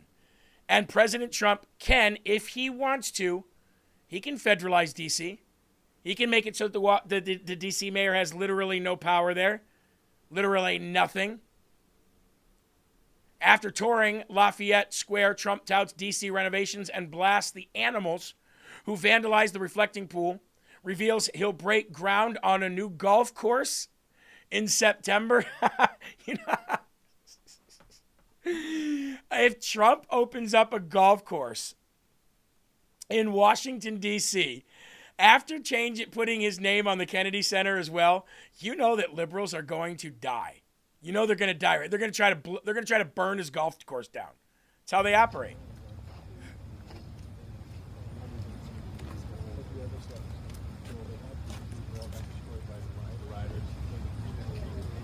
I believe this is Trump with Will Cain. The Will Cain show. But these haven't been out here since 2020, so they were just put out last week. So that's just Trump taking a tour of the Lafayette Square. But let's get into the actual story here. I didn't know how long that was going to go. I didn't even know there was a video attached with the story. Trump further commented on the vandalism of the newly renovated Lincoln Memorial Reflecting Pool, which has become his most controversial renovation yet, as left-wing media pushes lies about the project and leftist criminals target the pool with vandalism. Large portions of the bottom have been ripped out, and several people have been arrested for the destruction. Since last week, the National Park Service is now asking for help in identifying at least one more vandal who has been seen on surveillance video allegedly destroying and removing a piece of the lining and attempting to destroy that lining of the reflecting pool.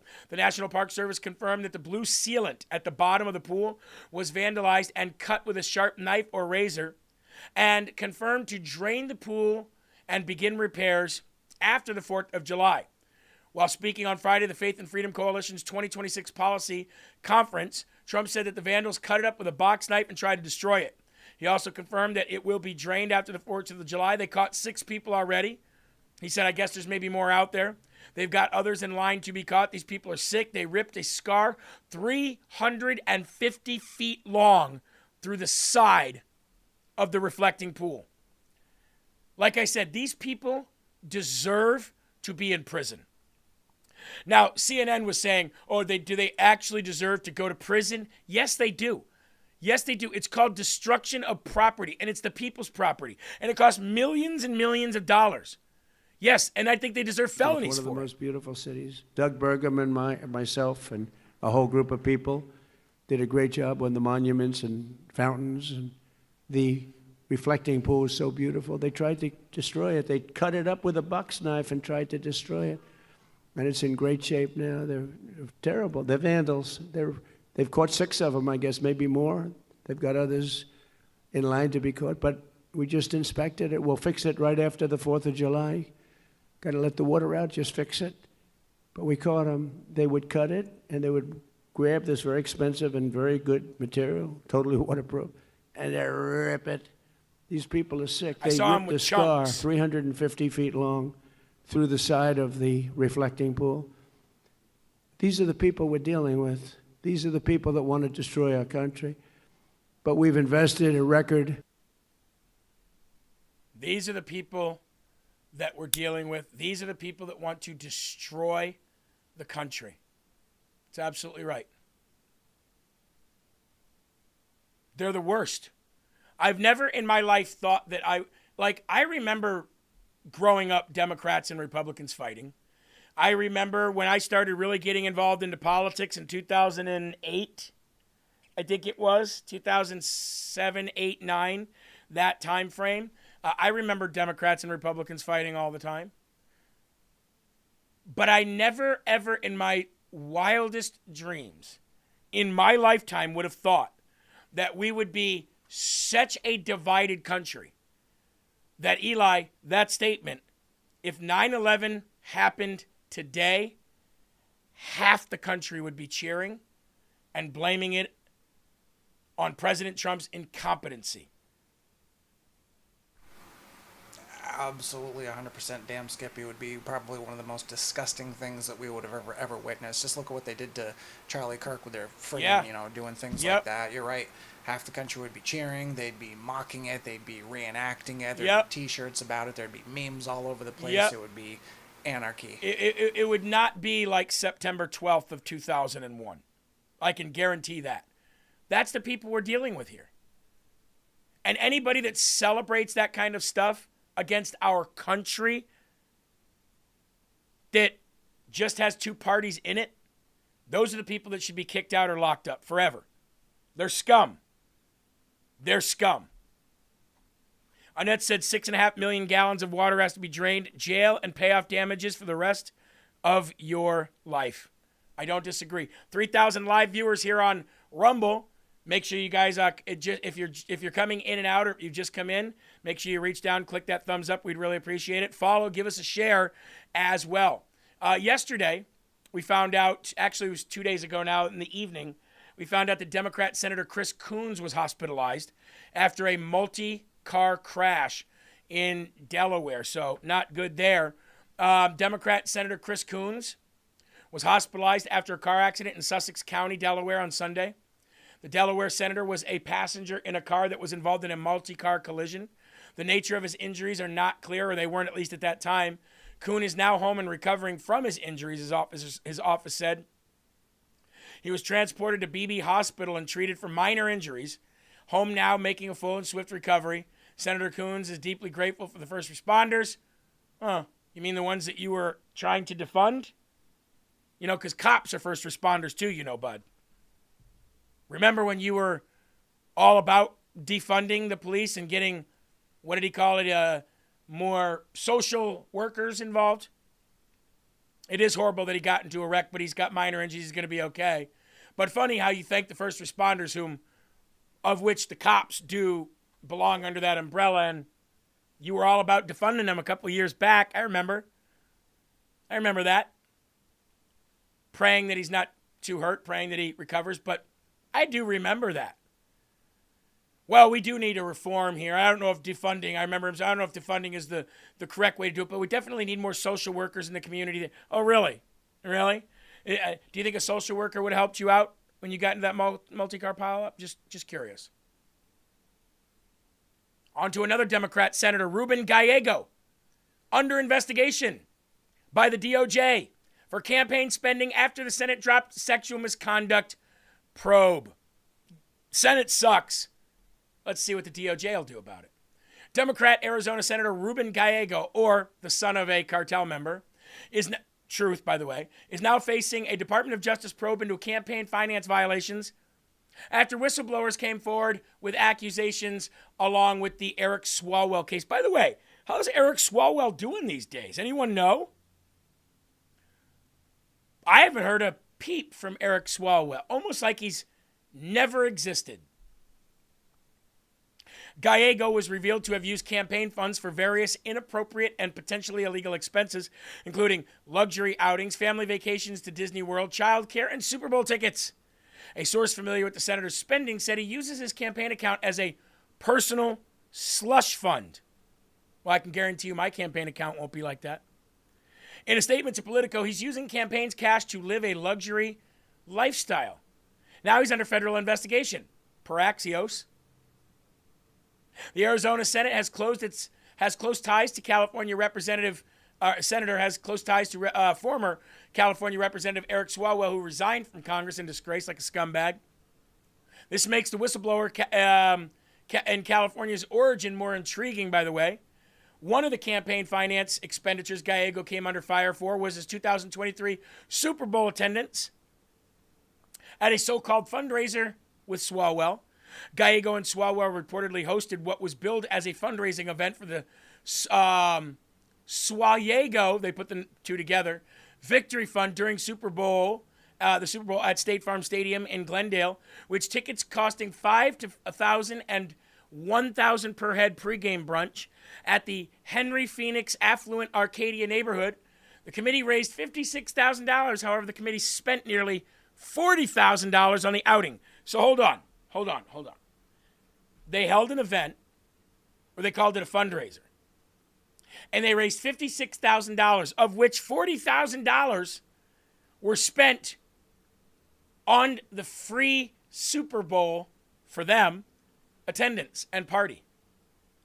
So, Eli, I guess if LFA TV ever got big enough to deal in the millions of dollars, we could just say, hey, Eli, you want to go to the UFC tonight?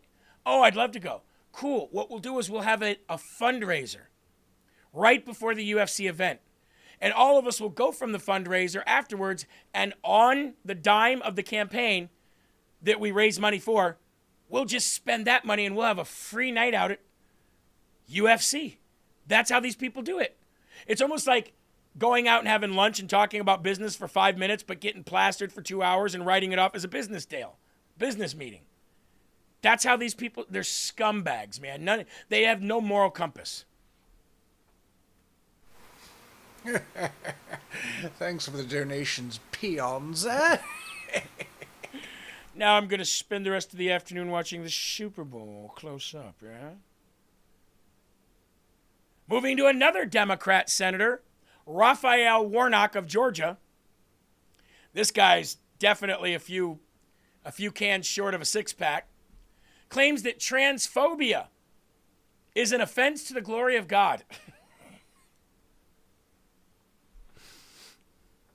Now, I don't claim to be an expert on God, but I do know that it is an offense to God to transition boys and girls away from what God made them to be. I do know it would be an offense to God to say that he made a mistake. Don't you think? Now, again, not being an expert in everything God, I do have access to a thing called the Bible. It's sitting 8 feet from me right now. And I do know that God doesn't make mistakes. Clearly tells you how perfect he is throughout that whole book. So for a trans person to say, I was born in the wrong body, I would assume, again, not being a God expert, that God would frown upon that and take offense to that, saying, so I'm not perfect? Oh, excuse me, the one who created everything. Please tell me, lowly trans person, why did I make such a horrible mistake, and how did I put you in the wrong body? Seems to me like Raphael Warnock doesn't know much about God at all. We Christian folk have been blind to our bigotry, to the ways in which we are inhospitable to those who have another way to the center. And then Jews and Muslims and Hindus and Sikhs and others had to stand up and say, we too know something about the glory of God. We talked about equal protection under the law while marginalizing members of the LGBTQ community. But then they found their voice and said, we too know something about the glory of God. It takes all of us to see the glory of God. So we have to push hard against bigotry and racism, anti-Semitism, transphobia, xenophobia in all of its forms, because it is violence. Dude, chill. Not only against humanity, but against divinity. It is an offense. Oh, jeez. To the glory of God. It's an offense to the glory of God to call out trans people as mentally ill. It's an offense, glory. Eli, and I give it back to you, the people. Look, everyone here is for a Shakespearean experience, you know, when somebody's up in a pulpit, but chill. And to the offense of the glory of God, all of us shall rise up, and we shall stand strong against the blasphemy of bigotry, transphobia, homophobia, Islamophobia. Bruh, chill, as my kids would say, Eli. I don't know any other way to say this. I hope it doesn't sound horrible, but I haven't been able to stand that crap all throughout the years, even since when I know. Maybe Malcolm X, because at least, and Martin Luther King, they gave it some conviction. But everybody, I'm sorry, after that is just copying. Yeah. If your words are meaningless and you're not saying crap, then don't use that. Don't use that tone because you're not saying shit and nobody cares about it anyway. Stop it. I know. It'd be like, it's like, there's one Trump, right? It'd be like everybody that ran on the MAGA, agenda. It'd be like if we all came out and said, I'm running today for the 1st District, House seat in Iowa. It's a great state. Nobody knows the state of Iowa like I do. People would go, dude, what are you doing? That's Trump. No, it's not. It's me. It's me. No, that's you're doing Trump. You're literally, you're talking like Trump. You don't know what you're talking about. You're a loser, okay? You're a loser, you know.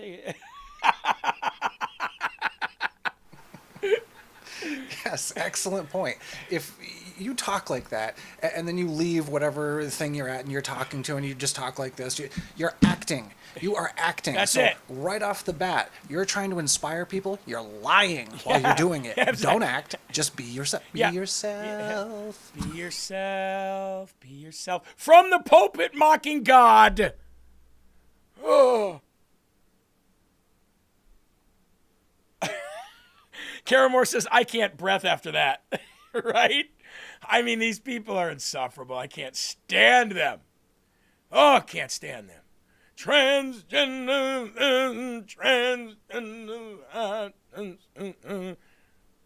You know what I love, Eli? I love the way that there's been a collapse over Pride Month, over baseball teams refusing to comply with the trans mental illness stuff. You know, sports teams are like finally starting to get it and say, just leave us alone and let us play this sport for millions of dollars.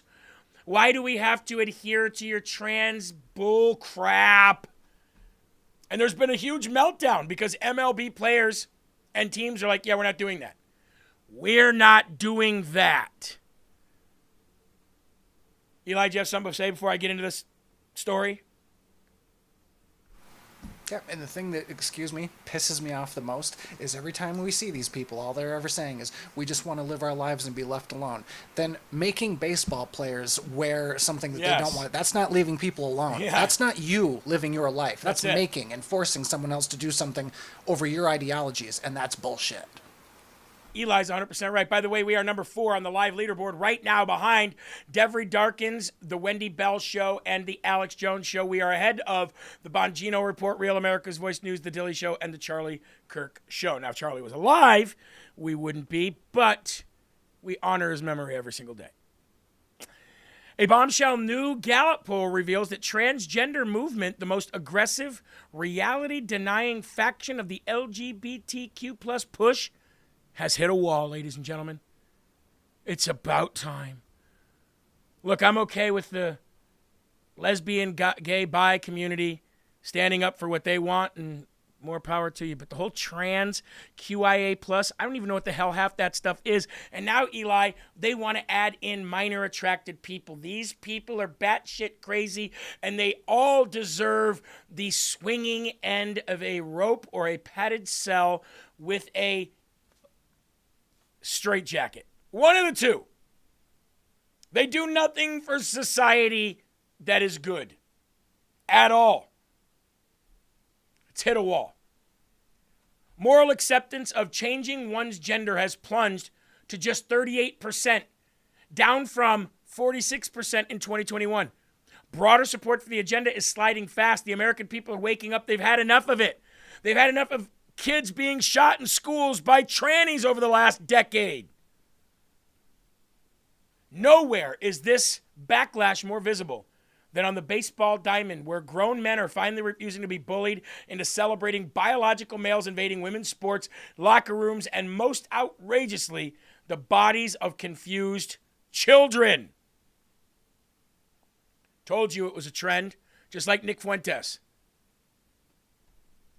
MLB strikes back. First Amendment versus woke compelled speech. This Pride Month, the mask came off. Players across the Major League Baseball and the minor league said no to rainbow jerseys and patches. The New York Revolution flat out forfeited a game because not enough players would wear the Pride-themed uniforms. San Francisco Giants pitchers wrote Bible verses on their caps, and the Major League Baseball responded with warnings, sparking DOJ and EEOC investigations into religious discrimination. Senator Josh Hawley of Missouri and others called it what it is, an assault on faith and free speech. These athletes aren't bigots. They're standing on biological truth and constitutional rights, the Texas Rangers, to their credit, skipped the nonsense entirely with a faith and freedom night instead. The silent majority of fans cheering on. Representative Rich McCormick, a Republican of Georgia, specifically pointed out to the trans community as the group that's losing the most support. He wasted no time putting the trans community on their spot, saying, and I quote, I think that's the part that's lost support, because I think people realize it's perverse to the point where you're infringing on women when they can't compete in good faith with other women, when they can't go into a locker room and be around just women the way it was intended. And I got a little video here for you about that. A recent Gallup poll at the beginning of this month showed a decrease in support for the LGBTQ plus community. Why do you think this is, and should there be greater protections for religious freedom in Major League sports? Well, I think we have religious freedoms no matter what, constitutionally guaranteed. When it comes to the trans movement, which is part of that movement that you just said, I think that's the part that's lost support, because I think people realize it's perverse to the point where you're infringing on women.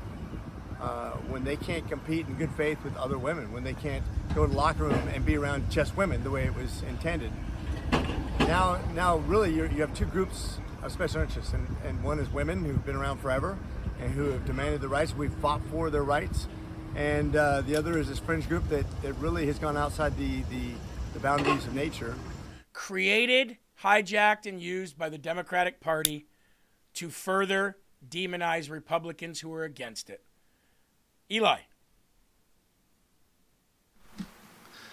Just want to add a little tidbit of information. The great Rob Schneider, who is the spokesperson of Tears of the Left, and this is good stuff, by the way. Go get yourself some. It's smooth, baby. But anyway, he has offered to pay all the fines of the players for the biblical references they're putting on their suits and their hats. He's going to cover those costs, if they get fined and whatnot. So big shout out to Rob Schneider for that. Hey, you can do it, and I'll pay for you, right? That's awesome. Hey, Eli, Durius says, I like this show, with a smiley face. Well, we like you. And here on LFA TV, the crowd will like you too. Unless you're over there on the YouTube chat. All right, moving into some election stuff now.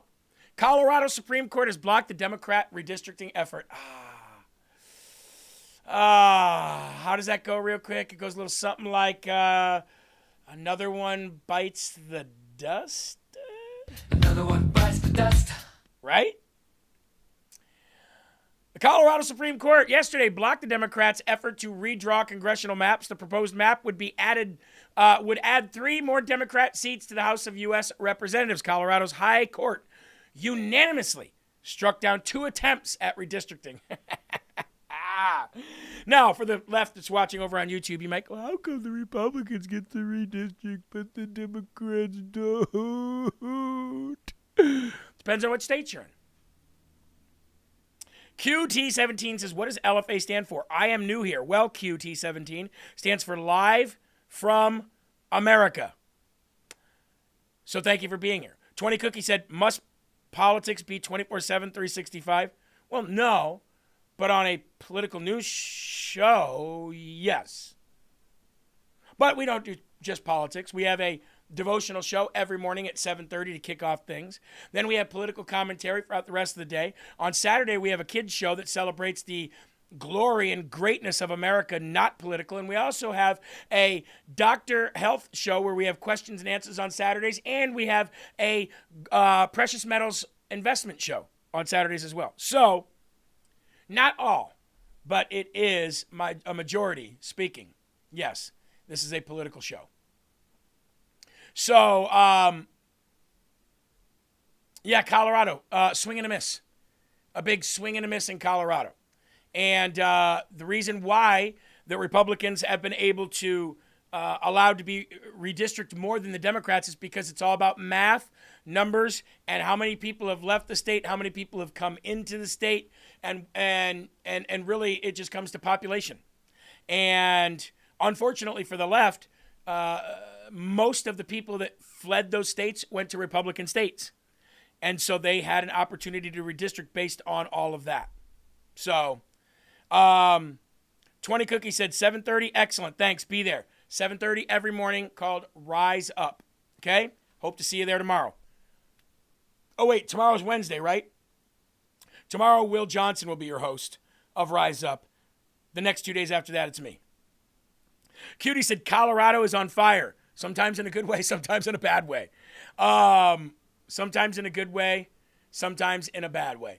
Let's get to this. We got to get to this. Brandon Gill introduces legislation to ban taxpayer-backed mortgages for illegal aliens. Again, you wouldn't think that we would have to do this, right? Marge says, Jeremy, if the parents are illegal, doesn't that make the kids illegal? No. I'm assuming you're talking about the Birthright Citizenship case? No. So the way that the Supreme Court ruled on this was that whether your parents are legal or illegal, regardless of their status, if they squat out a kid on American soil, that kid's American. That's the way it is now. That's the way it stands as of right now. But the good thing about that, though, is like I said, having a president like Donald Trump here means that the only people that are coming in here squatting out kids are the people that come in on a passport to visit. And that'll never be in the millions. So at least they're not coming over that border, squatting them out, and by default, having some anchor here. So that's the bad part. Now, Brandon Gill. Love this guy. He's married to Dinesh D'Souza's daughter. Texas Congressman Brandon Gill has introduced legislation to end the use of American taxpayer dollars to back any mortgages for illegal aliens and non-permanent residents. Now, this is on top of President Trump's executive order to not allow federally insured banks to give loans to illegal aliens. If you are not an American citizen, you do not get a loan.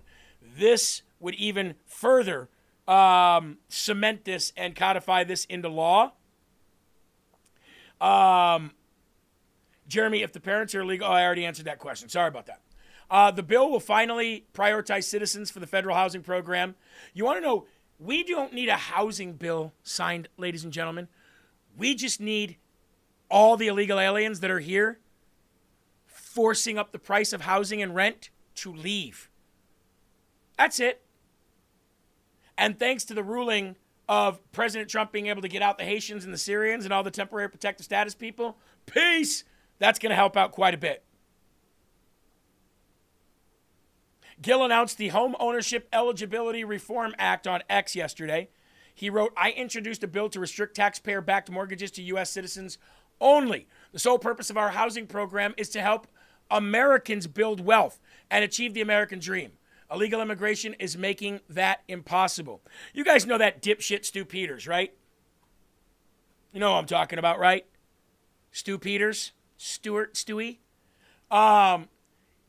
He put out a tweet this morning I saw where he said, F you to President Trump, because President Trump said that the housing bill is not a priority. He said, F you, putting Americans and houses in a priority? Hey, dipshit Stu. I've invited Stu to come on for a debate. He hasn't accepted, but let me break this down for you. The housing market will work itself out if there's honesty going on. Part of that honesty means getting rid of 30 million illegal aliens who have drove up the cost of housing. You get rid of those 30 million illegal aliens, and you don't need a housing reform bill. You don't need any of that stuff. You know how many problems that would solve to get rid of these leeches? You know how many problems that would solve to get rid of these scum-sucking bottom feeders? You know how many problems that would solve in our economy and our jobs and our housing, in the fraud in welfare and SNAP and all that other crap? Why don't you advocate for that rather than flipping the bird to the president? Because you want him to come in and swoop in and fix it. You know these woke right retards? They're a lot like liberals. They want big government to fix everything for them. I can't stand Stu Peters, Owen Schroyer, and the rest of those people like that. All they do is bitch, whine, moan, and complain, but they don't have actual viable solutions other than Trump bad, get Trump out. Yeah.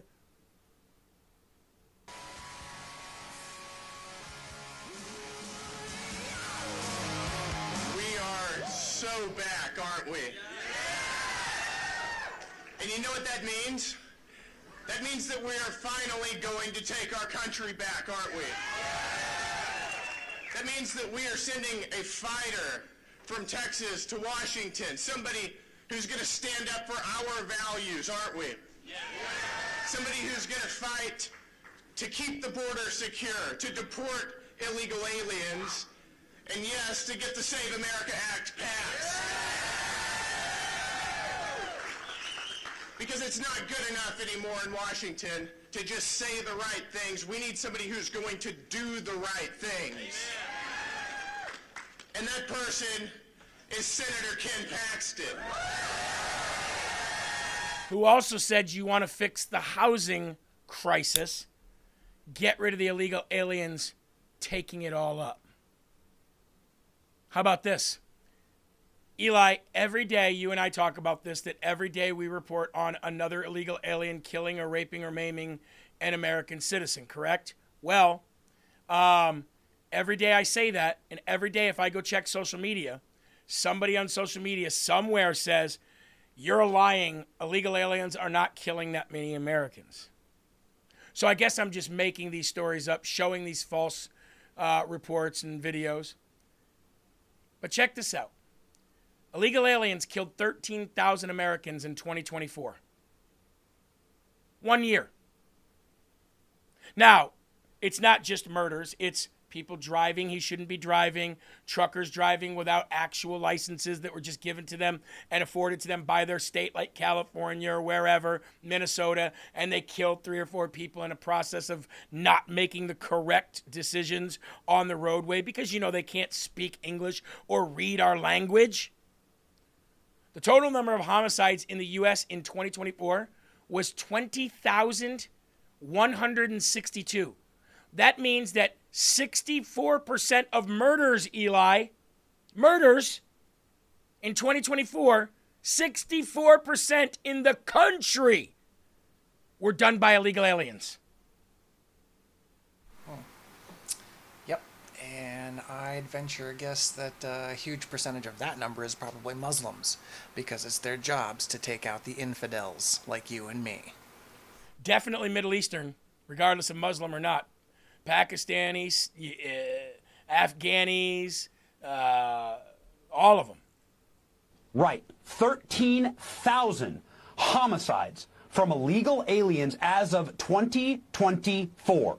13,000 homicides, Liz. This is a absolute and total slaughter of our people, and it's time that we start charging the people in politics and in government and in the Biden administration that decided on these policies. The blood is on their hand. This Haitian did not belong in America, should not be here, should have never been here with a hammer, should have never been able to slaughter that woman. Okay. That happened in my state. That happened in Florida. I have a family here in Florida. I'm raising my 4 kids here in Florida. It very well could have been my family, my children, my wife, or me. And you know what? Many Americans have to wake up every single day with that fear. It's time for us to look at legal liability. In a righteous country, we would have legal liability for the Biden administration who decided to simply loose open the borders to the third world to take the prisoners, rapists, murderers, and some of the worst degens of society and loose them upon our civilization. This is a human rights violation. It is human rights absolute abuses, yeah. crime. And it's a violation of their oath to protect and defend American citizens. That's horrible. Right. 64% of the murders done in 2024 were done by illegal aliens.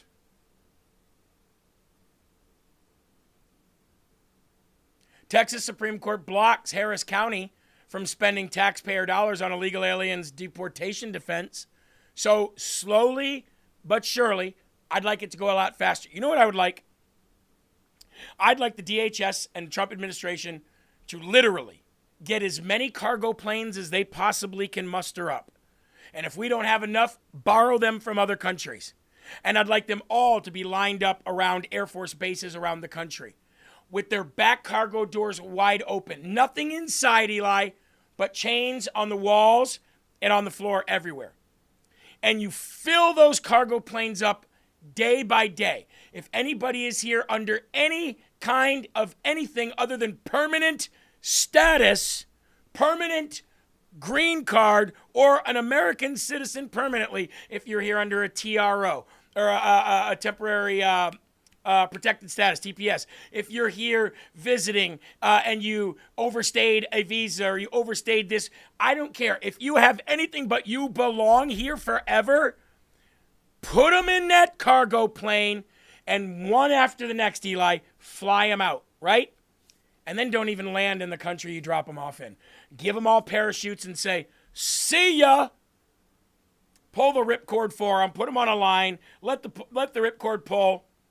And give them a backup one, too. Spend the money. Who cares? Give them 2 parachutes, just in case. Fly over whatever country that's going to take them and let them go. Don't kill them.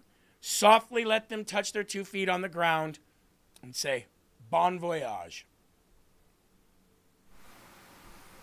Yep, absolutely agree. Damn Skippy, 100%. And I say don't even stop at cargo planes. Any available plane. If you got a Cessna, you can cram 10 or 12 of them in there and ship them out that way too. Yep. Helicopters. Helicopters with cables and hooks.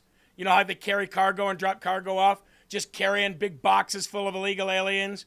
Cargo planes. Hell, Eli, even those little things with the big fans on the back that have one person flying in them with the glider. Yeah, have a couple of them hanging off a rope as many as you can muster up, as much aircraft as you can, and drop them off. You wanted to come here dangerously, we'll take you back dangerously. Have a nice life. We're done. Just made me think of Iron Man 3 when he's like carrying all those politicians. Just Oh, takes yeah. politicians, takes Yeah. illegals. Where are you taking us? Out of the country. Out of the country. That's where we're taking. Tony Stark, I thought you were a superhero. I am to the American people. That's right. Playing AC/DC on the way. Right? Playing some American music, maybe some Toby Keith. We'll put a boot in your head. Just flying them home. You know? That'd be awesome. I know AC/DC wasn't American, folks. I was moving on from that. Wait a minute. AC/DC, they weren't American. Oh, but we used their music like it was, huh? Hell, maybe we'll just have some Leonard Skinner. I actually have to admit, I didn't know that. AC/DC is not American? I don't think so. Look it up. Eli, look that up, will you? Where they're all from. Pretty sure they're like Irish and Scottish descent. Not sure where every member of the band is from, but I'm pretty sure that's where they're from. Actually, it says AC/DC is an Australian rock band. They were formed in Sydney in 1973 by Scottish-born brothers Angus and Malcolm Young. So, Scottish descent, Australian citizenship. Guess where they didn't live?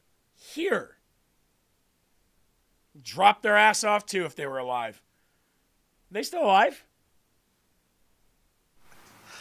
I think the little guy who hops down the stages. Angus? Was that his name? Angus Beef? Genghis Khan? Was Angus Angle? I think so. Stop asking me questions about him before people are like, damn, Eli, you're a rocker. Poser. Can't believe you thought they were American. That is kind of... Dude, come on. I can't believe you thought they were whatever you originally said you thought. I said Scottish. They're Scottish brothers. Well, to each their own. Anyway, on with the show. Sabrina and I saw an AC/DC tribute band here in the Quad Cities last year, and you would think that you were watching AC/DC, man. They were great. And unfortunately, Eli, we caught them on their last show ever. I'm like, no.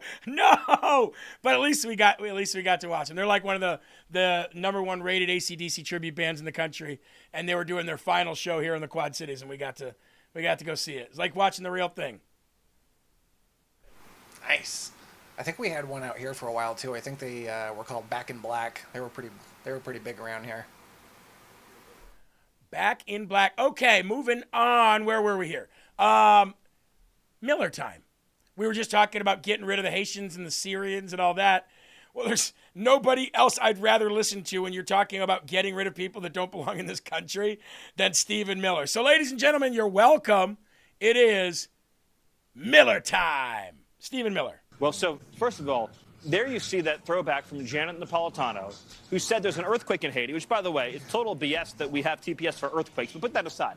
There's an earthquake in Haiti, so she's announcing TPS for a few months while they're recovering from an earthquake. Talking about that was Janet in Napolitano. 2010, 15 years ago. Then the Biden administration, in its last year, extends TPS to every single illegal alien from Haiti while they are flying them en masse into Springfield, Ohio, across the Midwest.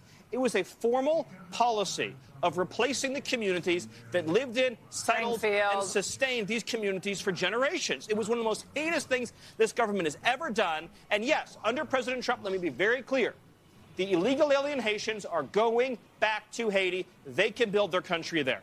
Well, so first of all, they can go back to Haiti and they can build their country there.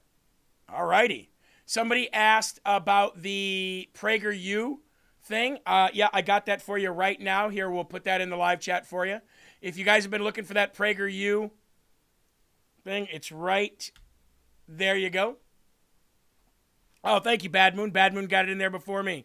He's the quickest draw online. Bad Moon. Got it out before I did. You want to go back, you want to build a country, then go build it there. I like that. I like that. Let's see what, so one reason that we want the Save America Act passed so badly is because if the Save America Act is passed, then we don't have to deal with any of the rulings with Supreme Court and mail-in ballot stuff, birthright citizenship stuff, any of this. Once we get the Save America Act passed into law, that means mail-in ballots will not be coming in unless otherwise vetted. It'll be same-day voting. We will not be voting for years and years and years and watching mail-in ballots coming in for years and years. This ruling nothing will even happen. This ruling will be null and void that we just got with the mail-in ballot stuff. Men won't be playing in women's sports, which we kind of already just won. So that'll be codified into law. What else is there? Same-day vote. Citizenship and vote and photo ID. 80% of Americans want this. So a lot of these rulings that we've just had over the last few days, they won't even matter anyway if the Save America Act goes into law. Do you know how quick we could get this done?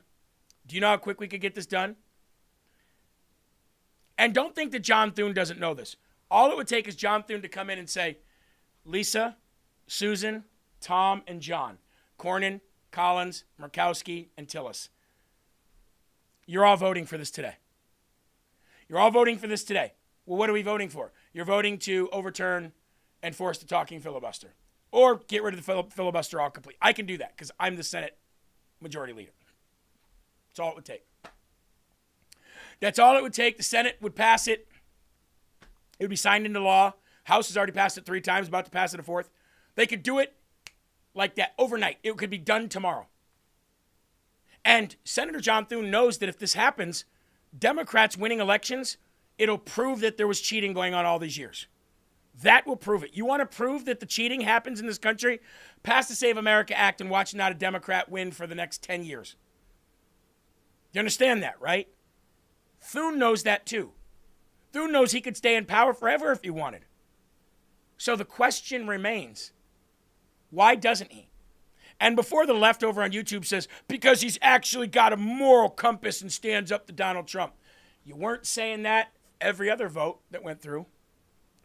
So you got to ask yourself, why won't he get rid of the filibuster to do that? And his excuse can't be because next time a Democrat comes in, then they'll get rid of it. Well, they already said that's exactly what they're doing. There's no question about that, John. They've already said they're doing it regardless of if you do it or not. But if you do it, they can't get back in.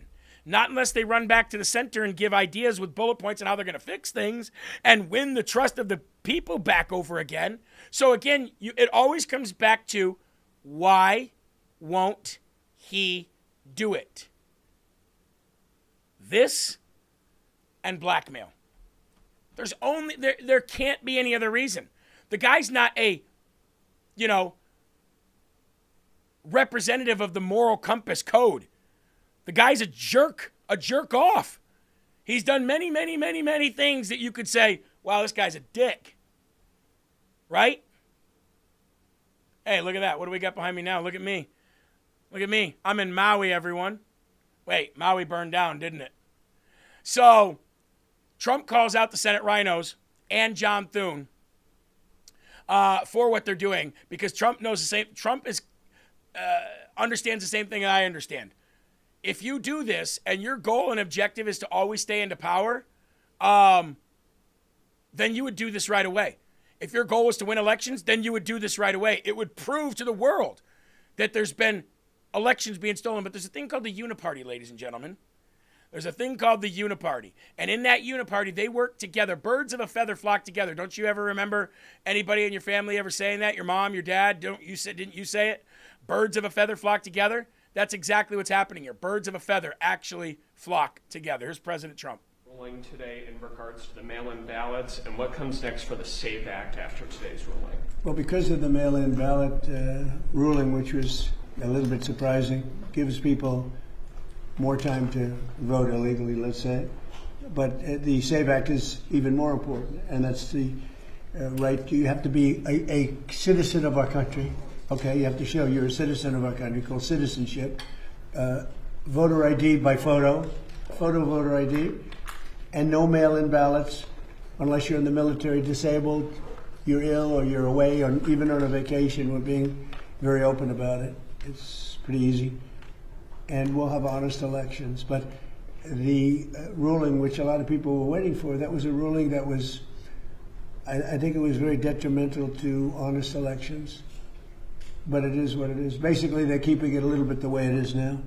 They may have a little bit of a restriction on based on the wording. About firing the parliamentarian. And then you have the very important one, the Slaughter case, which we'll talk about if you ask that question. But the parliamentarian, what were you asking about? Yeah, have you talked with Thune about? I have. No, I can't imagine why you'd keep a woman that was put there by Harry Reid and Barack Hussein Obama. I cannot understand it. The leader has the right to fire the person at will and put somebody else there. That would be, because we get so many negative rulings from her, the parliamentarian. She's been there for years, and she was put there by Harry Reid and Barack Hussein Obama. Harry Reid was a bad guy, and he was the leader, and he put her. And the speaker has the right to immediately fire her and put somebody else there. And it's not even believable that she's still there. She's obviously a good politician or something. He's not wrong. He's not wrong. Why would the Senate leader keep a parliamentarian who's in charge of basically what people vote and what they don't vote on the Senate floor to some degree, to a lot of the degree? Why would you keep somebody put there by Barack Hussein Obama and Harry Reid? Remember Harry Reid? Remember that guy? Was he from the state of Nevada? I believe it was. That guy was a loser. That guy was rhino. That guy was the beginning of people realizing what rhinos were. Remember that? It's about time we get rid of these people. It's about time that... and John Thune, look, that guy is the worst. That guy is the worst. Here's President Trump blowing up on Lisa Murkowski as well for her lack of conservatism in this whole thing. Again, there's no reason why anybody in the world would vote against even Democrats the Save America Act, because Democrats say there's no cheating in elections. There are no illegal aliens voting. Okay, well, the Save Act pretty much just makes sure of it. So what's the problem? You would think they'd be like, fine, go ahead, do it. We'll show you. We'll still beat you. But they don't, because they know. But the question is, why don't Republicans do it? That's a deeper cancer. I don't know. I think it's so unimportant by compared to the Save America Act. I think the Save America Act is exactly what it says. It's saving America from sign nothing until that comes through. And the housing bill is a bill that can get approved. They worked on it long and hard. It's very bipartisan. That means the Democrats like it. I think it's maybe even it's probably maybe more that way. They're getting things that I wouldn't necessarily agree to. Nobody knows more than housing in the history of the presidency. Nobody did well like me in housing. I made a lot of money. I made a lot of money with housing. But when I look at that bill, it's a bill. But when I look at the Save America Act, it's about saving America. It's about saving the country forever. Now, J.D. Vance has tenure in the Senate. He knows the Senate. J.D. Vance ought to walk in there as the Vice President of the United States and say, it's time to get rid of Thune. Who's with me? It's time to move this country forward. It's time to get this shit done. Who's with me? You with me? You with me? You with me? I need 5 of you.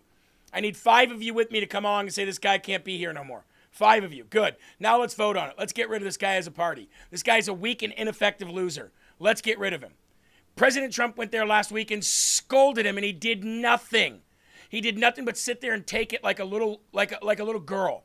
That's what he did. He sat there all timid while Daddy was there screaming at him, and he just sat there and did nothing. He's a weak and ineffective loser. And I don't even mean to criticize him by calling him a girl. Most women are more men than he is. Look here, favorite photo ID to vote. 85% of white people favor it. 82% of Latino. 76% of black Americans favor it. Wow. So the bottom line is this. Voter ID is not controversial in this country. Nope. A photo ID to vote is not controversial in this country. It is not controversial by party, and it is not controversial by race. The vast majority of Americans agree with Nicki Minaj that, in fact, you should have a photo ID to be able to vote. So something of a non. Take a look here. Look at that.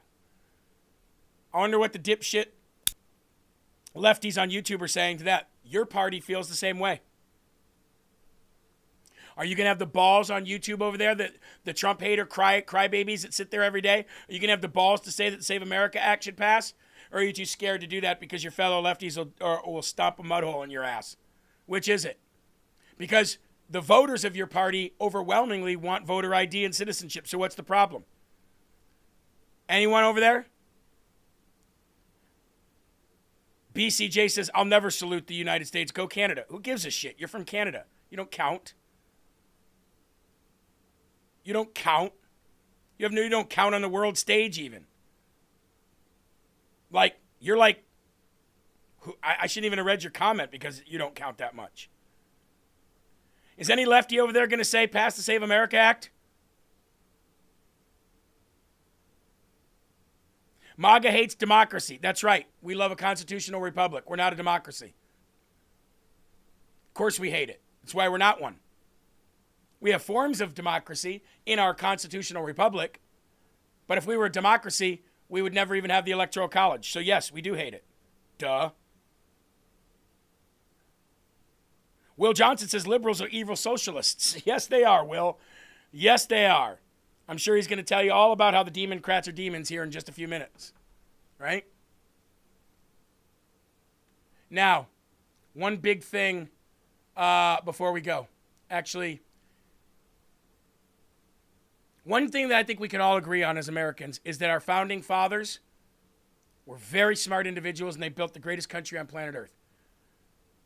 But our first president said you should be a Christian over a patriot all day, every day. These are his general orders given to the military, and he's like, guys, what's more important than you being a patriot is you being a Christian. Jeez, man. And again, like, this is what's crazy. Nobody even disputes this. Yeah. So this is the very first order Washington gives as commander of the military. This is his very first general order. The first ever. The very first one. Okay? And notice how it starts. If he's a deist, he's real bad at it. Right. He's real bad at it. Make sure you go to church, guys. Yeah. But we can't afford to curse. We can't afford to get drunk. Anything that might offend God, we can't afford to do because we have to have God's help or we're not going to succeed. Just read some of that general order for us. The Commander-in-Chief directs that divine service, so church services, be performed every Sunday at 11 o'clock in those brigades to which there are chaplains, those which have none to attend the places of worship nearest to them. Hang on. So those who have none, if you don't have a chaplain, then you attend the closest place that has a chaplain.